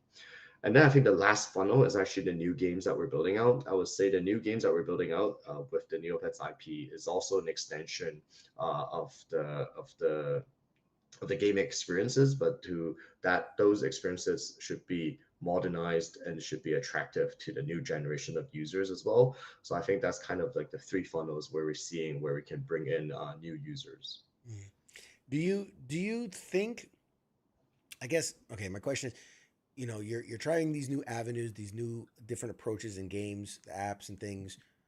Is the end goal to bring those users back to kind of the source, or is everything kind of standalone in that you expect, oh, players will just kind of stay on in that arena? So I think we're definitely trying to bring everything back together. So I would say in the past, a lot of things Neopets related has been built in silos because there's lack of the overall strategy for the whole kind of like for the whole brand or for the whole kind of like game. So people who played different games might not really see it as like a unified experience. So we definitely want to bring that in, and having kind of like a one Neopets experience, one Neopets like login, and like a lore across different games. So playing one game could be your core, but also introducing other parts of the games, of the other parts of the ecosystem that might make sense for our players, and create like a more holistic experience would be kind of like the goal. But of course, every game could be played independently as well, since it's different type of genres and there's different type of gameplays that might attract different people. What are I'm curious, what are the maybe do you guys have any goals that you've set for yourself, or milestones that you've set for yourself or the company for the next, I don't know, what's the next year look like for you guys? Yeah. So at our peak, we have close to 150 million kind of like registered user base around the globe. Uh, we are definitely want to like the near term focus is definitely getting as many of these lapsed users back as possible. Either engaging with the IP, come back to play the original game, claim their logins, claim their account, say hi, come back and say hi to your pets, or anything like that. So we do like want to attract as many of our users back. So ever since the kind of like the leadership change, which officially started in July, we've been doing a lot of things to attract our users to come back, and we're back to kind of like a 5-year peak in terms of user retention, engagement, and everything. So we're building great momentum. So hopefully in a year's time, we see a lot more of these users coming back. I think in the longer term wise, I think a milestone that we're trying to get is like, okay, we can extend this IP to become a multi-generation IP and live on for another 25 years. This is kind of what we're trying to shoot for. Outstanding.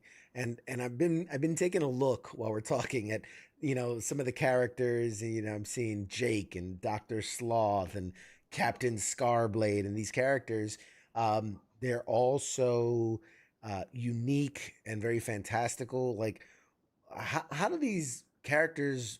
How are they designed? Like, what's the process of bringing a new character, like one of these characters, to life? No, that's a great question. I think in the past, it's definitely a lot of creative. Uh, we definitely inspire a lot of creativity inside the game, and also because I think that runs in the DNA of Neopets. Uh, because now that we look at it, it's a 24-year-old IP. But if we bring it back in time and rewind to the original of the company, we're actually quite ahead of the curve in terms of like creating new gameplays, new ways to interact with the community, and also having like the plot development as part of the game experience. A lot of those were quite ahead of the curve back then, and it's very cool gaming experience, new experiences that we've been bringing to the community. But of course, fast forwarding to now, we haven't really evolved or changed much in the past 10 years. So that's kind of when we feel like, is Neopets still relevant? Are we getting obsolete? But I think bringing back, staying true to the core and bringing back kind of like that DNA, I think there's a lot of things that we can do to revitalize the IP. We will be introducing new hero characters as part of the new plot that we're planning for, which should be quite exciting for existing users. And a lot of these are a lot lore driven. So it's kind of like back to the design board. Okay, how do we continue the lore? We have a very like broad kind of like a ecosystem of NPCs and also hero characters. There's a lot of stories that we can extend, and then we do have a narrative team that kind of like been brainstorming for the past, I would say, for the past 6 months on okay, how can we tie the lores together and start to make Neopets a lot more lore driven. So from the marketing standpoint, from the product development standpoint, everything ties in with this overall overarching narrative, so that regardless of which experience you come back to Neopets for, you're kind of like part of this new plot development. So that's kind of the experience we're trying to bring. And as part of that, after we decided the plot and kind of like how the main direction, it's mainly up to the creative team to continue to decide on the details and really like writing out the storyboard, and then kind of like it's kind of like a movie production, to be honest. Like there's a storyboard, and then we kind of like see okay how to plot, but like at a different scale, and also kind of like slightly more tuned for the gaming development and the gaming aspects of the different games. So that's kind of how these new characters and new plots are developed. All right. Well, if you ever need a character design, I know a really good logo that could inspire some really cool character. Just throwing that out there. No, definitely. Thanks for that. So I want to talk a little bit about World of Neopets, because obviously, it's a departure from the original. Obviously, it's new, it's fresh. It's it as I understand, it's a kind of 3D open world, set in the same universe, but has different gameplay style, different experience. What inspired the creation of World of Neopets as opposed to, let's say, the original? Yeah, so I think a big part of it is how we want to modernize the IP while staying true to our core and to the DNA that I've been talking about. So it's kind of like that's kind of like the main vision, is that we want to modernize the experience so new users coming to join us can explore kind of Neopets in the 21st century, like the way we did when Neopets was first founded. It's kind of like it's like a fantasy, it's like a mythical land. It's like very inclusive, but also embracing creativity and drawing a lot of diversity. Because like in the world of Neopets, kind of like Neopia, in the world we have like is made up of more than 18 lens and drawing a lot of like cultural representation from different parts of the real world. And for example, we have like Senku, we have like the Lost Desert, drawing from different types of like cultures and diversity we have in the real world, and kind of like representing in the more mythical game environment. And to kind of achieve that in 21st century, we probably need like a better animation, kind of like a 3D graphics. So it's more like a first person exploring, but you can also see that gets more like a casual game. So it's like definitely still a lot of mini games. And then at the core, we're gonna be centering around like a neo home concept, which we draw a lot of inspiration from Animal Crossing, for example. How you're gonna build like the dream living quarters for your beloved Neopets. So we call it a neo home. So these are actually features that all also existed in the original Neopets.com game, but we're expanding a lot more of those features and make it even more interactive and entertaining for either lapsed users, but also for our new users who might join us. Nice. And so, speaking of world of Neopets, how does it integrate? I'm trying to wrap my head around it. Obviously, I'm not a user yet. You're winning me over, by the way. You're winning me over. I'm like, man, I've got to check this out. So you're winning me over. So how does it integrate with the classic site? Like, are people able to like transfer, items and currency between the two platforms? Yeah, so we're developing a centralized user kind of like account management. So we kind of treat it as like a single sign-on. I would say at the very beginning, you might not see that many things crossing over the games, but ultimately we want a lot of these in-game assets, in-game items to be crossable, at least Shared, maybe yeah. for the core Neopets, or the avatars could be across different games. So your status in one game would give you kind of like items in other games as well. And then the currency, we're still designing to make sure part of it could be crossed over. So that could encourage lapsed users to come back and like visit their pets, but also bringing some of their stuff to the new game. But the beauty is that Neopets in the original game, of course, we do see an inflation problem, as with a lot of like games that run on for a long time. But it's never a pay to win game. So the paying side and the gaming side has always been two separate economies. And people are mainly paying for kind of like skin items, cosmetic items that doesn't affect gameplay. So having those two collection is actually interesting for us, because it's actually easier to bridge with new content and bridge with new games, because we're never designed for microtransaction, which is commonly seen in new mobile games all the time.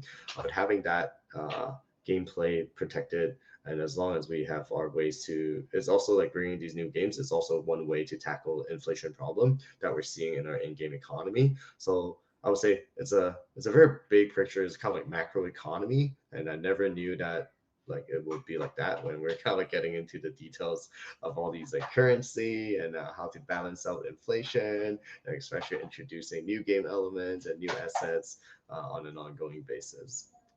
That's pretty cool. And man, you're so good at this. You are ahead of my script, because my next question was literally going to talk about, obviously there's the elephant in the room a lot of times with these things is the monetization of it, right? Is it a subscription model? Is it a pay to win model or microtransaction? All these things, and that is a super delicate thing, because we live in a day and age where so much is free, but like how do you feed your family? How do you get paid for the work that you're doing? It has to be monetized in some way, shape, or form. So if it's not a $60 game, then, or if it's a free game, like how do you recoup some of the cost? And so you were saying in this economy, it doesn't sound like it's a subscription model, and not necessarily microtransactions, but just in the sense of I can play it, but if I want to expand my collection, or if I want to personalize it, then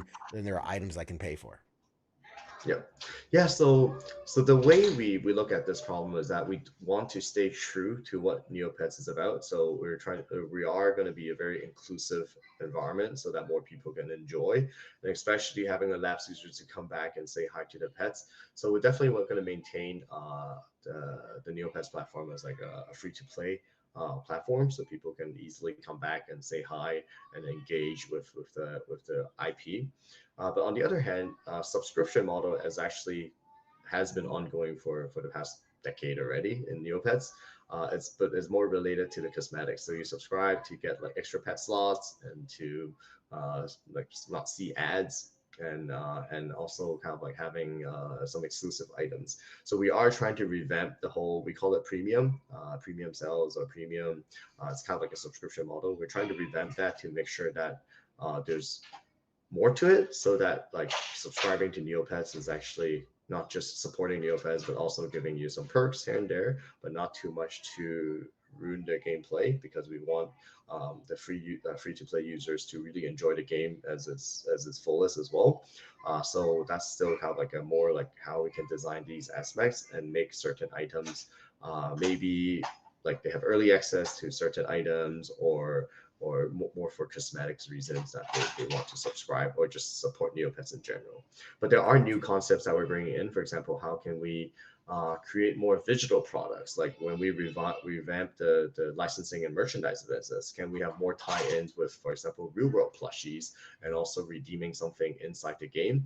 It has been done before in Neopets. We used to have codes and redemption codes on kind of like the tags on plushies, and you can reward it, like we can redeem it like an avatar or like Neopoints inside the game. So we're planning to bring back a lot of those, which in current days, I feel like this whole visual concept is actually picking up steam as well. But I would say we have done it like 10, 20 years ago already, and just bring that back makes a lot of sense. Sure. And then I think lastly, I think we're also trying to see if there are new ways to kind of like monetize. We are seeing a trend in the gaming industry as a whole where microtransaction is like a little bit too much now, and people want to go back to the basic. Oh, can you just give me the whole game? I don't want to be like downloading and like paying and like not really able to enjoy the full experience from day one. So we are kind of like making sure that we're staying up to trend and up to date. I mean, the site as it stands is very buggy. There's a lot of old codes, so we definitely want to fix that and make sure the experience is smooth. But going forward, how can we build a sustainable business? It's also definitely a big challenge for us to make sure we're balancing fun, making sure we're inclusive and opening up to more people, but also making sure there's enough rooms for us to monetize so that we can keep the company afloat. Mm. So, I mean, we're running short on time too because it's such a great conversation. I want to make sure I get to some good stuff. I always like to, take a step back, look at a product, thousand from the 1,000 foot, view, look down. How do you see how do you see Neopets, how its impact on gaming, on culture? When you look at its legacy, what comes to mind for you? I think we definitely inspired a generation of gamers who learned about the world of internet through Neopets as a gaming platform. Because like imagine back in the days, like all friends or like a lot of like the kids are playing Neopets. It's kind of like the first thing they do when they got in touch with the internet. The first thing they do when they go home is to, okay, I need to check on what's happening in the game and kind of like chat with people, chat with friends inside the game. So I think we definitely started a lot of new trends back then, which eventually like we're seeing in a lot of other gaming platforms now. So being able to create like that legacy has been it's very interesting. And then I think now working with that legacy, there's still a lot of opportunities that we can go for. And I think one thing that differentiates us now is that we've been able to preserve the early internet culture. And I think that's actually very interesting angle for us to make sure that we stay true to that while we're building on these new experiences that we have planned. Gotcha. Like I was saying, I have a 6-year-old. When I'm looking at allowing him to play something or interact with something, obviously I have a lot of thoughts, and obviously there's safety and security in these things as well. I also want to know, like, how educational is this, right? So if I'm going to let my son play, I want him to gain something from it, a knowledge besides just, oh, I'm having fun. So looking at Neopets, what are maybe some of the skills? What are the knowledge that these kids that are maybe interacting with it for the first time? Like, what's something that they can kind of learn from playing the game? Like coding, economics, art. Like, what can they draw from this? Yeah, I think that's a great question. Like back then, I think a lot of our users actually learned about coding, like HTML coding, because they need to run their shop on Neopets. They want to customize their shop, and that's how they got into coding. And then a lot of people, we inspired a lot of artists as well, because there's a lot of creative elements, like fan art or like art competitions and everything that happens inside the game. We also have like a lot of contests where we embrace these creativities. Bringing those back would be a way, but I also think when education become too intentional inside a game, kids will pick it up, and it's kind of like broccoli. They might take a first bite, but they won't chew on it. So it's kind of like how we do have like maintain that fine balance that we definitely want to be inspirational and educational, but on the other hand, we want to make sure that Neopets is going to be fun. So I think that's a fine balance. But I do agree that uh, like why how the reason why I got into NetDragon, a big part of it is because I know I'm going to be a lot more involved in educational game and educational tech, and I do believe that there could be huge potential and impact when a game is done right, with justice, with like a lot of fun, but introducing the educational elements could actually bring a lot of impact to younger gamers. But we're not here to preach. We're not here to to do that. But I do think we should have that mindset when we're building kind of new experiences to make sure that there could be stuff that could be learned in a gaming environment as well. Sure. And on the other side of that coin, like I said, when I'm thinking about what I'm going to let my kid play with, and it's not just educational, but also this is a creative outlet for him. So, Yeah. what are some of the ways that players can express themselves, their personalities on Neopets? Whether it be customization Yeah. or other things. Yeah, I think that's definitely a big part of Neopets. Was the customization of the Neopets is definitely where a lot of the social identity and also our gamers can express themselves freely inside the game. So we're definitely gonna keep that and make that a big part of the experience. Is for users to express themselves in whatever format, whatever ways they want by customizing their pet. And we have over the years we've accumulated more than like 60,000 items inside the game where you can customize your pets with. So there's just a lot of options to customize your kind of like beloved Neopets in a way that you can express yourself. And then we have like really interesting systems as well. Like there's like pets, which is like a pet for your Neopets, and that's another way for you to express your kind of like social identity. And then like the avatars and everything, the collections that you have, or the gallery that you put together. So there's just a lot of interesting ways for the collectors side of the gamers to express their kind of like identity through their own collection and what they want to display in their shop and everything like that. Nice, nice. So, we're last few minutes here. Where I mean, obviously, neopets.com, right? That's where people can find all this. Are there any other places like, where can people connect online? Where can people follow, whether it's you or the company or the different things? Let people know how they can follow. Yeah, so neopets.com is definitely the main site. We are on on the socials. So Facebook, X, and LinkedIn. We also have Medium. So yeah, feel free to follow us on our socials, and we are trying to improve our transparency. So we're going to give a lot more updates on all platforms. So stay tuned to all the exciting news that we're going to come out with. Yeah, and I know we were talking right before the show too that you'll have some type of activation or presence at New York Comic Con, which we will be at. Hopefully, our paths will cross. Are there any other places that in the real world that people can interact or that you want people to maybe look out for, keep an eye out for? Yeah, so for New York Comic Con, we're actually tying in with the Ferry Festival that will start inside the game on October 2nd, and it will continue for 2-3 weeks, and then until like New York Comic Con. So we're gonna bring the Ferry theme kind of like into the real life in New York City. We're also going to be participating in Retro Games Con in upstate New York, and that's also where a lot of our fans could come and interact with us. And then we're also expanding on the global stage. We're going to Singapore as part of the Gamescom Asia. It's a little bit more like a trade conference plus Comic-Con experience in Singapore. So feel free to come join us if you're in that part of the world. I mean, Neopets has been a global IP, and then Singapore is actually one of our top 10 markets, top 10 country outside of the Americas. So we're excited to be branching out and reconnecting with a lot of our fans outside of the States as well. Awesome. I think we covered it all. Have we missed out on anything? Did we not cover? Did we do a good job? Did we cover it thoroughly? Yeah, great job. I think we definitely covered a lot of grounds.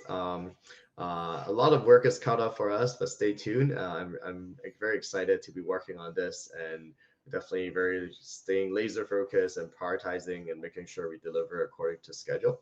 And I love for everyone to come back and say hi to your pets. Awesome, man. No, this has been an absolute fascinating conversation. You got me hooked. I'm gonna have to set up an account. I'm gonna have to see what all the buzz is about, and maybe bring my kid into it. I think this is something exciting that we could connect over. He heads into like the Roblox and things like that, so I think this would be a really cool way for us to connect and share over something. So thank you, Dominic. This is such a great conversation. I really enjoyed it. I'll give you the last few seconds. You can say goodbye to the audience, and then we'll toss it to a break. Awesome. No, thanks for having me, CQ. It's been a great honor to be here, and it's an exciting conversation, and definitely love to share more about Neopets in the future as well. Absolutely. We're gonna keep our eyes and ears tuned. We'll share stuff on our social media as it comes on. We'll connect on social media and all that. Ladies and gentlemen, Dominic Law. This has been a great conversation about Neopets. Don't go anywhere. We'll be back with more right after this. Shots.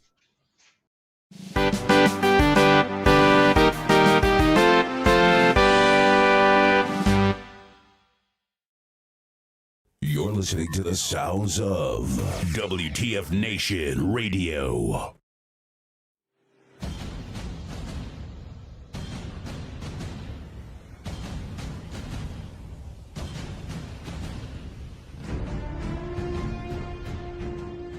Hey, you there? Yeah, it is right, you. Let me ask you something, right? Where the hell do you think that you're going? Oh, would you think because the show's going to commercial that means you get to just walk away? Well, CQ asked me to pass on the little message, alright? And it says, I'll be back.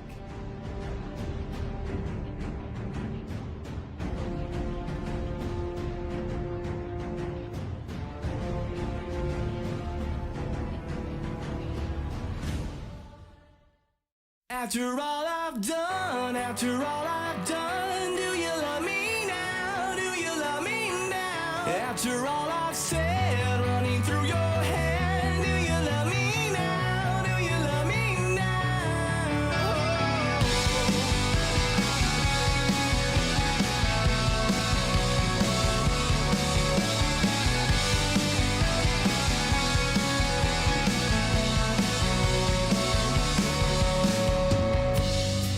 And if I told you everything, I bet you cry and run away. 'Cause with all the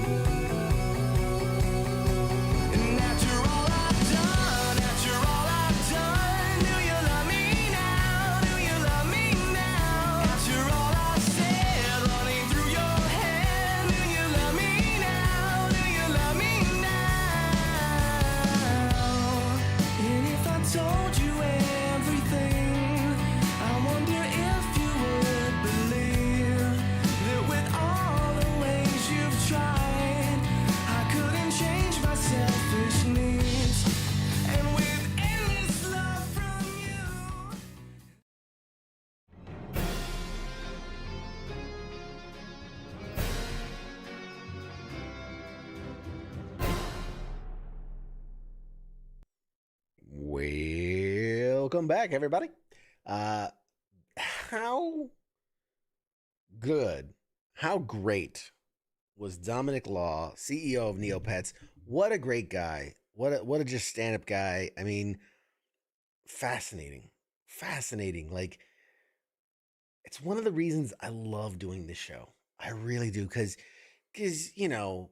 obviously, all the actors and the directors and the writers, but just sometimes you get to sit down with people that you wouldn't necessarily think of, and get to hear their story and hear the passion behind the work that they're doing. It's always inspiring to me. It's always like I always feel like motivated afterwards, where I'm like, I gotta do something. I should be building something. I should be producing something, making something. I don't know. I always get super amped. I'll tell you straight up, truthfully, Tuesday nights, I never get any sleep.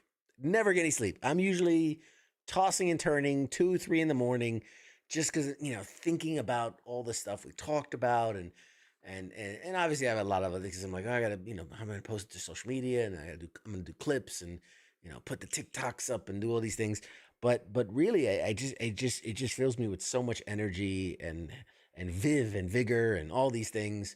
And yeah, I get so amped. I get so absolutely amped, and then got to figure out a way to like bring it down at the end of the night, and actually try to get some sleep. But with that being said, what a great interview. Dominic Law, what a good dude. Actually shot an interview, speaking of doing interviews, shot an interview yesterday with 2 guys, and I don't want it's for later. Maybe in 2 to 3 weeks. But that way it was a good interview too. I would very thoroughly enjoyed it, and excited for you guys to get to see that one when it's released. But I don't want to tease too much yet, but it's a good one. It's a good one. It's timely too. You'll see what I mean. It's a timely interview. With that, we have reached the end of this week's Pop Culture Warrior. I want to tell you, I mean, at this point, there's no one new in the audience at this point. I mean, maybe there is. If you are, I'm CQ. This is Pop Culture Warrior. Thanks for hanging out with us. But let's talk about, nope, that's not the right button. Let's talk about the other shows that we have here at WTF Nation Radio. Obviously, starting out the week, because, Sunday starts the week proper. We have the Sports Bar with King and Coach. Somebody was asking earlier about the WTF Nation Radio Listeners League, Fantasy Football Listeners League. That's where you can get the updates from that. Because I will say, your boy got a win this week. Not to brag, I'm 1-2. Not to brag, but I got me a win, and they got all the latest and greatest in sports. Some I keep my ears open behind the scenes, and there's some things to look forward to in the coming weeks, man. Coming months. There's some exciting news and things happening over at the Sports Bar. So definitely you're gonna want to be tuning in and checking that out. Mondays, Ice and Massey, they're bringing you the Monday edition, covering the news, the commentary, the discussions, all the things happening around the world. I feel like, Ice has been doing this a long time. He's been doing it a long time, longer than probably any of us, or probably definitely longer than any of us. But I feel like Massey has given him, I don't know, this injection of youth and enthusiasm. I feel like if you've been watching the show, you'll see what I'm talking about. Because Massey is a loose cannon, and I think it's exciting to watch what's gonna happen on Monday nights. I like to tune in and listen. Tuesdays, you know what Tuesdays is? It's today. It's what's happening right now. It's Pop Culture Warrior with CQ and Mad Mike. or Angry Elf, or sometimes Massey, or hell, one of these days, I'm going to get Radar to come back. We're going to have a reunion special with Radar. He's got to come back and do a show. But yeah, or hell, one of you, man. Oh man, I should do like a once a month, like have a listener be a co-host kind of thing. I don't know. I'm gonna figure that out. That's kind of like that idea. Like once a month, have like a listener. I don't know. I gotta figure that out. I gotta not making promises, but I like the idea. Once a month, once a quarter, something like that. Wednesdays, we've got the Smoke Pit. That is Radar and TZ for all my lower enlisted. That's your hangout spot. That's where you meet up. That's our smoking and joking. The Smoke Pit. Thursdays is Ice and Spanky. That's Sergeant's Time. It's in the title. It's Sergeant's Time. That's for you senior enlisted. That's where you get to talk about all the things happening in the military and what's going on around the world with the military. You know what it is. And Friday, least we forget, Friday Night Freedom. Kaz and Pookie. I never know what to say about their show. Because it's just off the wall. It's everything. It's all things and everything. It's the catch-all. It's the jack of all trades. It's the wild cannon, the loose cannon. You know what I mean? It is what it is. They're awesome. Those guys are great, doing good things over there. And that brings us back to here in the now. I'm very excited because we're getting back to doing interviews. And what with the writer strike being over, that's going to open a lot of doors for us. We've got New York Comic Con just like 3 weeks away. And I know I keep talking about it, but obviously I am so fucking excited about it. I am so excited about it. You need to know this. So excited. I cannot wait. We're going to be doing some really fun stuff. We've got some stuff locked in to do that I can't talk about yet, but it's going to be cool. And then we have some other stuff that's possible, that's in the works, that we're in the running for, that the opportunities that presented themselves, but just because you like the way it works, because again, like we were talking with Dominic, full transparency. The way it works is I'm covering New York Comic Con. I'm a member of the press. When you're a member of the press, companies that want to do press are, how do I frame this? There are companies promoting things. There are the members of the press, and then there's New York Comic Con in the middle. So New York Comic Con goes, hey, if you want to promote something, we have a list of press members. And I'm sure those press members are organized maybe by reach, maybe by genre, maybe, print media versus, televised versus internet versus podcast, whatever. And I'm sure those companies are, say, well, we want to make sure we reach at least X amount of viewers and we want it to be televised or whatever. And so then, they pass off, here are the members of the press that can do that can meet those requirements.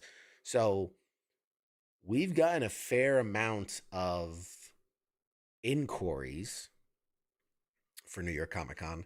Obviously, I can't cover everything because, it is massive. It is absolutely massive. But I've definitely been handpicking the things that I'm most interested in seeing, in doing, whether it be panels, interviews, what I was talking about last week, which was what was it called? Man, it has such a specific name. The step and pick or something like that, pick and step, or I don't know. But it's the term used when you do like those red carpet interviews where they're like walking the line and they come up and you ask a question. There's the one-on-ones, there's the roundtable questionnaires, there's the panels. So there's a lot of different opportunities, different media, from books to comics, like traditional book literature than comics, indie, productions, games, et cetera, et cetera, et cetera. So a lot of cool opportunities, some well-known properties, some lesser-known properties, but I'm excited to go do it, see what happens, because this is the first time I'm Step and Repeat. Thank you, Heath. God bless. Step and Repeat is the name of the thing, which is such a weird. I prefer like walkie-talkie, right? Walk and talk. A walk and talk. They walk, they talk. It's a walk and talk. Step and Repeat just sounds weird. But yeah, so lots going on there. Very excited. Yeah, I think that's what I can say about that. Other than that, Halloween falls on a Tuesday. So, yeah. We'll definitely be dressed up. Whoever's co-hosting with me will be dressed up. I will be dressed up. I actually have an idea for a costume that I think would be fun. And we're going to want pictures of you guys, of your costumes, of your family, costumes, house decorations, front yard decorations. If you do the trunk or treating where people decorate their trunks, and give out whatever. We're going to want pictures. We're going to want to post it on the social media. We'll do maybe a best costume or best dress, best decoration, whatever. That would be a lot of fun. I know we've done it in years past. The Halloween Spooktacular of Pop Culture Warrior. I'm always a fan of. And yeah, I think that's it. I've got a couple travels ahead of me. I will be, I think it's 3 weeks from now is New York Comic Con. The following week, I'm actually flying into California to do some surfing kind of stuff. I'll post more about that later. But yeah, we got some things coming up, man. Got some things. Excited. I'm excited. Sorry, I'm off script and I'm just ruminating. I'm thinking. But yeah, I got a lot of ideas for things. I'm still working on my little secret project, which I gotta do the freaking Patreon update about that. I keep forgetting to. Oh man, I got a lot going on. Right, I got the shows on Tuesdays. Wednesdays I'm in a softball league, and Thursdays I'm teaching comedy. And then try to spend some days with my son and wife. Football's back, watching football on Sundays. Travels, I've got travel the next 3 or 4 weekends in a row. So yeah, I've got to get better on it. I will say, thanks to Heath, I think it was, for getting me in touch with somebody who's going to be helping out with clips for the show. So basically an editor to help with the clips. And then our very own K-Mill Media out there. Appreciate you for stepping up and trying to help with the social media stuff. This is a love child of the community. Let me tell you something. I wherever we are now and wherever we get to in the future is solely on the backs of the community that we've built. You guys are awesome. Can't do it without you. I mean, I know it's my show and I'm the face of it and all this and all that. And I do the interviews, I get all the stuff. Sure. 50% of the credit goes to me, but 100% of the other 50% goes to this incredible community. Which again, we don't have a name for the love of God. We do not have a name for. I got a buddy of mine who's a comedian, P.T. Bratton, great guy. Very funny. And he did a thing where he's like, I need a name for my followers or whatever. And they did a bunch of them. And I think he settled on the PT Cruisers, which I think is so good. Again, it just kind of falls in your lap. His name is PT Bratton, and the PT Cruisers are his fan base. I need a name. I need something. I don't know. I don't know. I gotta figure out something. But sorry, now I'm just going through like my brain inner monologue whiteboard of things that I need to do and things I want to do. So you're very much seeing behind the veil. This is me just talking to myself. Oh God, I've lost my mind. God bless. I gotta end this stream before I say something that I'll regret. Anyway, guys, thank you so much. This has been a lot of fun as always. And like I said a million times, this show is nothing without you fine folks. Big shout out to the Patreon supporters. If you're not a Patreon supporter, consider it. I mean, I don't sell it well enough. But there are perks, and I can guarantee there are certain things that I'm working on behind the scenes that it will be good to be a Patreon supporter. Like you actually will get something out of it, something more out of it. I'll leave it at that. Is there anything else? I don't think so. I gotta do more giveaways soon. Well, you know what? The holidays. We always do giveaways for the holidays. So there'll probably be a Halloween giveaway. There'll probably be a Thanksgiving giveaway. There'll definitely be a Christmas giveaway. A big giveaway. I always like to do a really big Christmas spectacular. So yeah, we'll do stuff. We'll do stuff.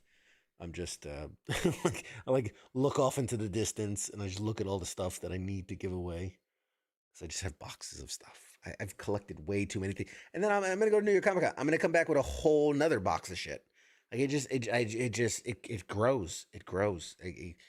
I'm such a hoarder when it comes to like swag and cool little. I'm like, oh, that's cool. Let me get that. And this is interesting. Let me get that. And then this background. I mean, this is 5% of the shit I own. Yeah, across all my walls, which you can't see, which are completely covered, is maybe 10%, 15% of my entire collection.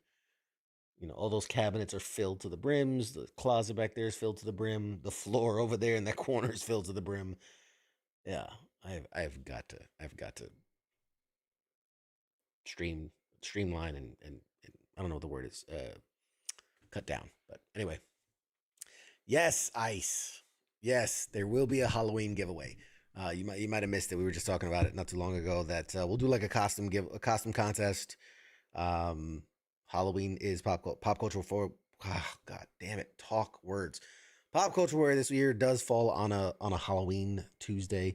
So we'll do a costume contest and people can, submit yourself in costume, submit your home decor, whatever it is, Halloween related, send it in and we'll share it. We'll put it out there and we'll vote and see who wins. We'll get a committee. I will gather. Oh, that's what I'll do. I will gather the co-host through time.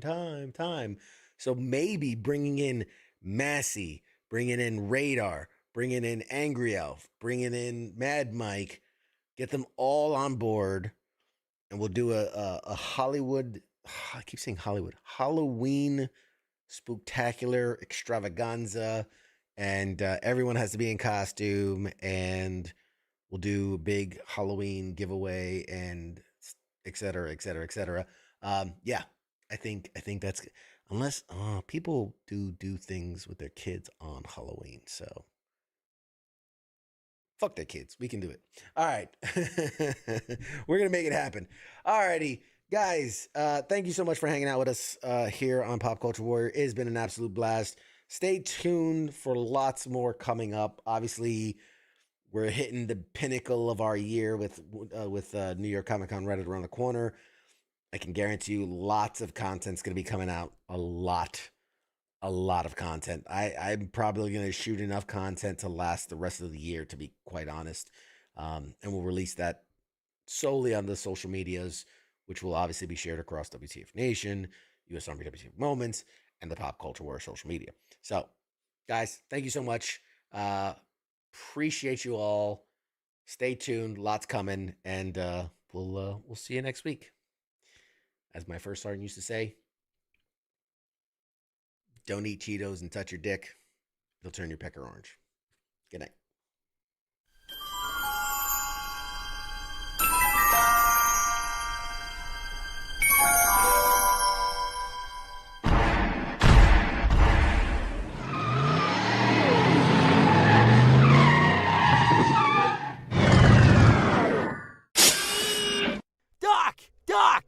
Oh, no! We're too late! We missed it! Oh, jeez, this is heavy. Ah, wait a minute.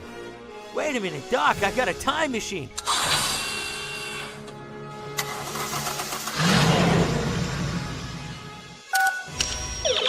I'm just gonna punch in the coordinates. Pop Culture Warrior, Tuesday night, 8 p.m. Eastern Standard Time on WTF Nation Radio. Now crank this bad boy up to 88 miles per hour.